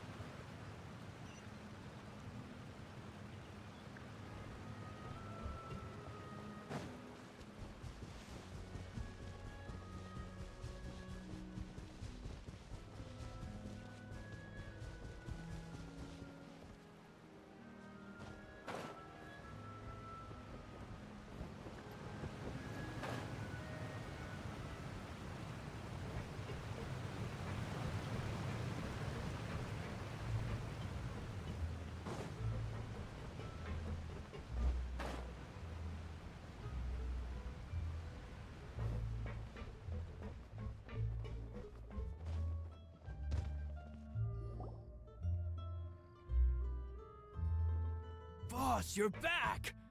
Traveler and Paimon, welcome back to Poisson. Oh, hey! Fancy seeing you again, Florent. Is it your turn to take care of Navia now? Hey, I can totally take care of myself. For the time being, I'll go around without any attendance. We did hand over some of Malus's old responsibilities to Florent, though. It's been really nice to have him around to help out. Thank you for the compliment, boss. As you see, I've been working closely with the boss on rebuilding Poisson.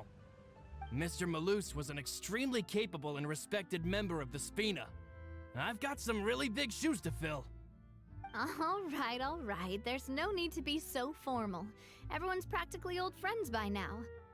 Were you waiting here for me? Did we manage to make any progress on the statue? Yeah, we contacted a sculptor about the job, but they can't get started on sourcing a correctly sized block without knowing the design that we want to use first. You're commissioning a statue? So basically, we've been meaning to commission a statue of my parents in commemoration of everything they've done for the Spina and the town of Poisson. But since my father was known as Callus the Unfaithful for the longest time, it would have been too controversial to commission a statue of him. But now that his name has been cleared, and the town is also being rebuilt, I thought this would be the perfect chance to actually realize this dream. The funds to build the statue were freely donated by the people of Poisson to show their appreciation for Miss Clementine and Mr. Callus and everything they did.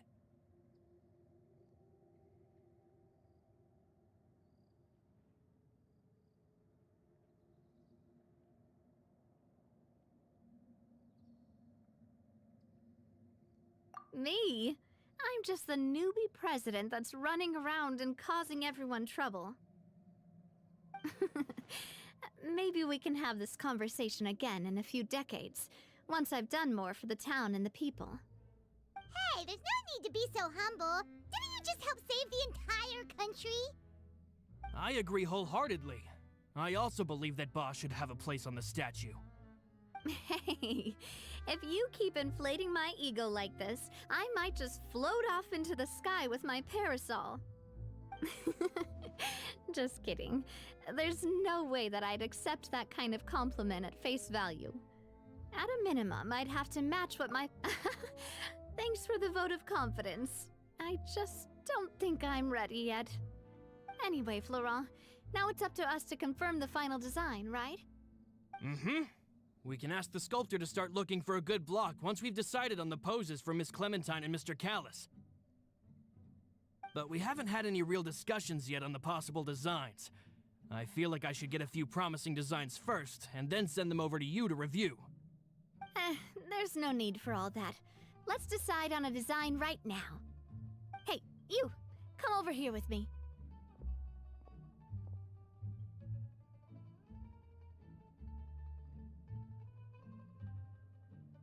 Modeling a few poses, of course. Here, just pretend to be Callus, and I'll be Clementine. Didn't you say on the boat that Callus and Clementine sounded like great partners? Well, then there's no one better to fill this role than my most valuable partner. Florent, let's grab some reference shots. You've got it, boss. I'll go get the camera. Well, what do you think? Got any ideas? Well, I've actually discussed it a bit with Florent before, but I could never come up with any fresh or original ideas. It's probably because my idea of them is already kind of set in stone. So, I want to pick your brain for a bit and see if you can come up with some new and interesting ideas. I'm all good here, boss. Feel free to start posing whenever.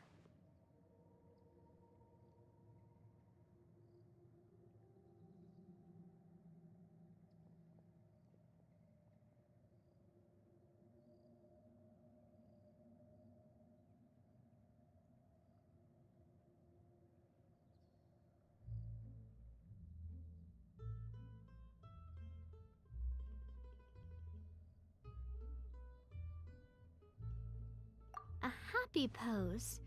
You mean something like we were laughing together at a funny joke?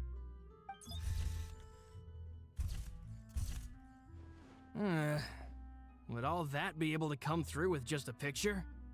Would we even be able to tell what they are supposed to be laughing about? Yeah, and that'd probably be a massive pain to sculpt as well. Can one of you try striking a pose like you're talking while the other one laughs?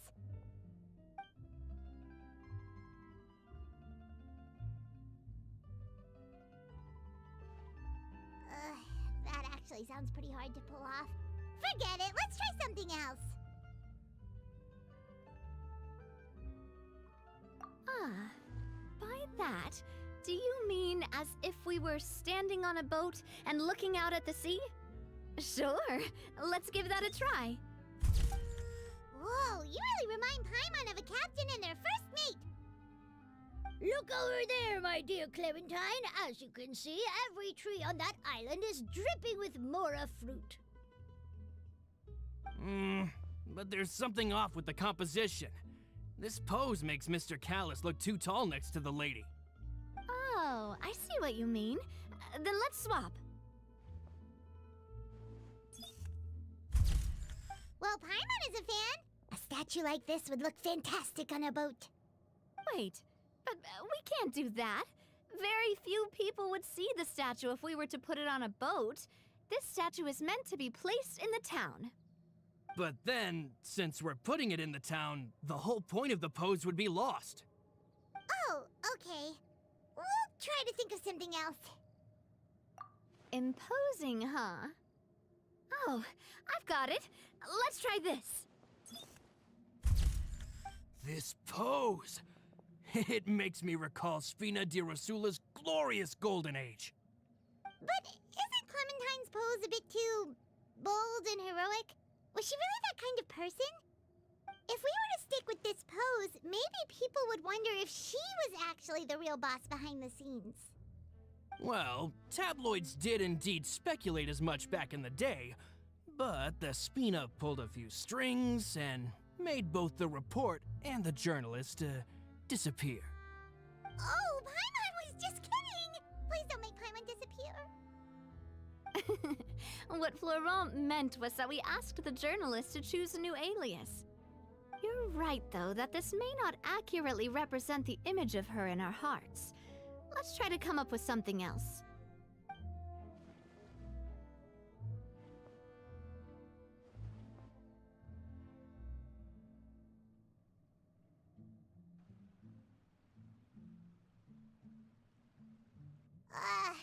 We tried a bunch of different ideas, but none of them felt right. Paimon's all out of brain juice now, too. Oh, don't worry. We still got a lot of reference shots out of the session, and each of them can be considered to be a souvenir in their own right. Let's just keep the ideas we tried as backups. Man, if I knew I was going to do a photo shoot with the Traveler, I would have prepared a lot of outfits and props ahead of time. Oh, outfits! Oh, that's the errand I forgot back in the city. Do either of you still remember that girl? The girl I went to see with you two. Her name is Adele. Oh, Paimon remembers her. She was the one that we met while investigating Mr. Callus's case, right? Yes, that's exactly who I'm talking about. So, after the case, she was finally willing to talk to me, and she told me that she wanted to join the Spina too. I said that it's fine, but young children are not allowed to join the Spina. She will just have to wait a few years, and then we'll welcome her with open arms. Since she's still a child, though, she thought I was just trying to let her down gently. But how could I get her to believe that I meant what I said? In the end, I came up with an idea. I'd have a Spina uniform made and give it to her as a gift. But I got so busy and distracted in the city that I forgot to pick the uniform up. So I did forget something important after all. Don't worry, boss. I can send someone to pick it up right away. On the matter of the statue, we should still come up with a few more ideas for the design. I'll have to trouble you to source some for me. We could have just done that from the start.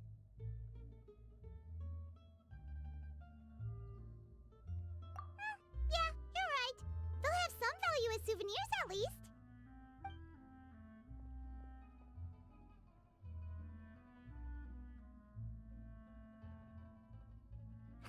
Navia! Florent, guess who's back? Huh? But aren't you supposed to... Oh, well, if it isn't Coulter. Back already from the Fortress of Meripede? That's right. I finally finished serving my time. Gotta say, turns out I was a lot tougher than I thought. After I got out, I immediately made a beeline back to Poisson. You could say that familiar, briny smell became a primal call, urging me to forget everything else and just come back home. You wouldn't believe how much I've missed Melissa's grilled fish. I dreamed about it every time I had to get a welfare meal down there underneath the sea. It's good to have you back, Coulter. You look as well as ever. And this guy is? Let me introduce you. This is Coulter, another of Spina di Rosula's members. He was found guilty and sentenced to the Fortress of Meripede some time ago. But, looking at it now, it was probably another one of Marcel's plots while he worked at the Confrérie of Cabrières. Wait, Mr. Marcel? What do you mean? He was involved in some sort of plot? Have you not heard anything at all about the water from the primordial sea case? Well, I know that Fontaine got flooded, but then the water levels miraculously receded. I thought that was all there was to it and didn't care to ask for any more details. Do you mean Mr. Marcel was somehow involved with all that? Oh, looks like we'll have to explain everything from the top. That case, a lot of things have happened in Poisson since then. First things first, let me introduce you to these two. They're my most trusted partners, and they've been with me through thick and thin. Now you could call them Spina di Rosula's VIP helpers. Oh, nice to meet you. I don't recall Navia ever generously complimenting anyone like that before, so you must be pretty amazing to get that from her.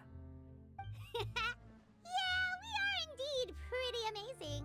But we've been cool since before we even met her.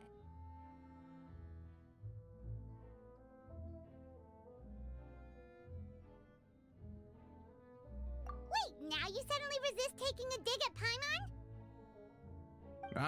Nice. Spina di Rosula always seems to attract great people. Oh, that reminds me. Where are Malus and Silver? Aren't they always by your side? About that. Coulter, a lot of things happened while you were gone. As you can see, even Poisson isn't quite the same as how it was before you left. They lost their lives, keeping me safe during the flood. What did you say? This isn't some kind of morbid welcome home prank, right? You're just scaring me on purpose because I don't know anything about what's happened. I'm sorry, but it's the truth. They weren't the only people we lost either. Many others, including Melissa, also lost their lives in the disaster. Malus and Melissa, dead. They're just gone? Malus. I was planning to give him a surprise gift once I ran into him again in town. I can't believe it. Hey, keep it together. Malus and Coulter were friends for many years, and even served on many missions together during the early days of the Spina. I can understand how he feels. Let's sit down somewhere, so I can tell you everything that has happened while you were gone. Fair warning, there was a lot. Okay.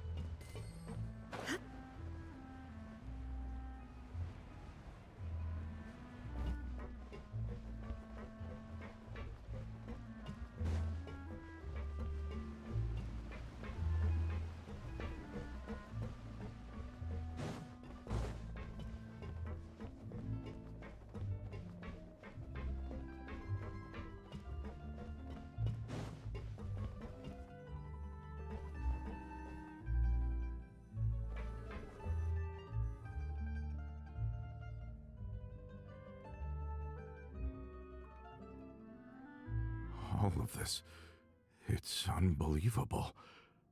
I can't believe that those stories were real. It all really happened. Has the world gone mad? I think you and I both feel the same way about the profound tragedy of Melusa's loss. And the sheer depravity of Marcel's actions. I thought Mr. Marcel would always stand by the Spina. Everything he had, the Spina gave to him. It's unconscionable to have received all that and yet still plot to kidnap and dissolve you for his insane research. The good news is that the Confrérie of Cabriere is no more. Gone with them too is the entire synth manufacturing and distribution network. We finally closed the curtain on that long struggle. Are you sure? But if Marcel wanted to rebel against us, he probably sent word in secret to Romeu. Romu? Huh. Not a name I've heard before either. Florent should remember him. You see, there was once a major internal dispute regarding funding the construction of the Aquabus lines. Romeu was the leader of the faction that thought such a vast sum of mora would be better spent improving the town of Poisson. But Mr. Callis believed that an opportunity to collaborate with the court of Fontaine and the Fontaine Research Institute was hard to come by, and would allow us to build many valuable relationships. Not only would the Aquabus be a good business investment, it would also boost our reputation among the general populace, eventually paying us massive dividends down the line. But the two couldn't come to an agreement. Romeu ended up taking a lot of people with him when he left Spino di Rosula altogether, and the split was on extremely bad terms. Ugh. And with Papa's stubbornness, I can definitely imagine how it must have gone down. And of course, when he was suffering the slings and arrows of outrageous injustice, those relationships that he spent a fortune to build didn't help in the least. Yeah, you could say it was the price he paid for sticking to his beliefs. Oh, that's a good point. If Callis was really as stubborn as you say, then wouldn't he have argued with the rank and file all the time? Oh yeah, it eventually became a thing that just happened on every day that ended with Y. But Navia, boss, you might not know this, but he wasn't always like that. He used to be a lot better with taking counsel. With him listening to our advice, and Ms. Clementine also frequently on our side, it was pretty smooth sailing for a good many years. But on the matter of the Aquabus, even Ms. Clementine completely stood by Mr. Callis's side. Huh. I never knew. But from my perspective, Romeu's position had a lot going for it. Couldn't they have sat down and talked it out? I think the Aquabus was just the straw that broke the camel's back. On that topic, they eventually came to a rather radical conclusion. They believed that Miss Clementine lost her ability to serve as an impartial mediator when she became pregnant with Callis's child.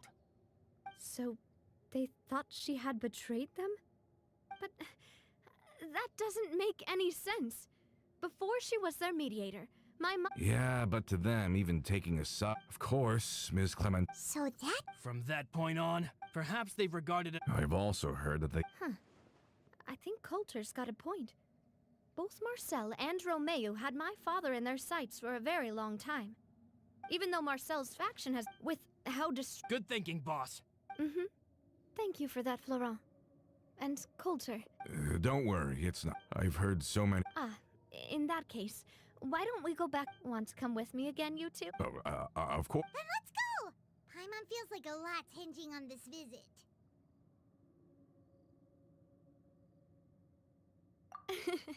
We—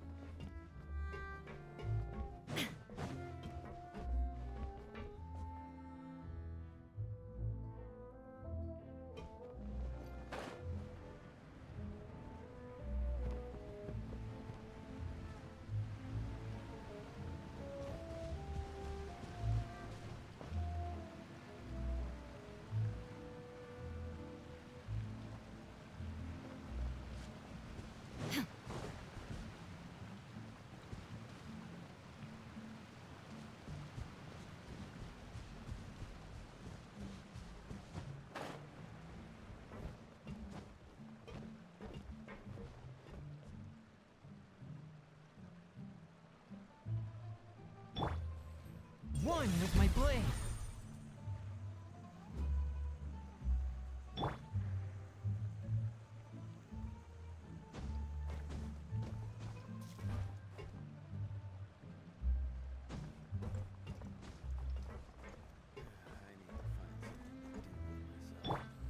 touch of frost.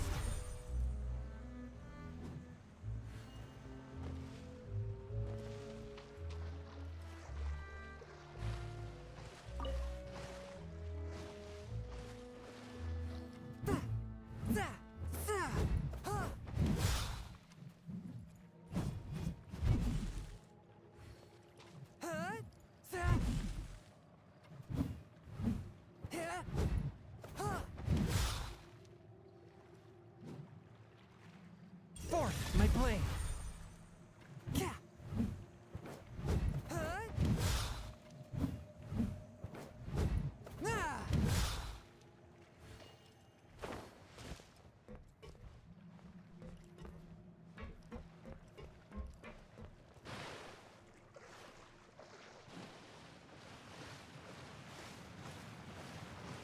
It's important to inspect your diving equipment regularly.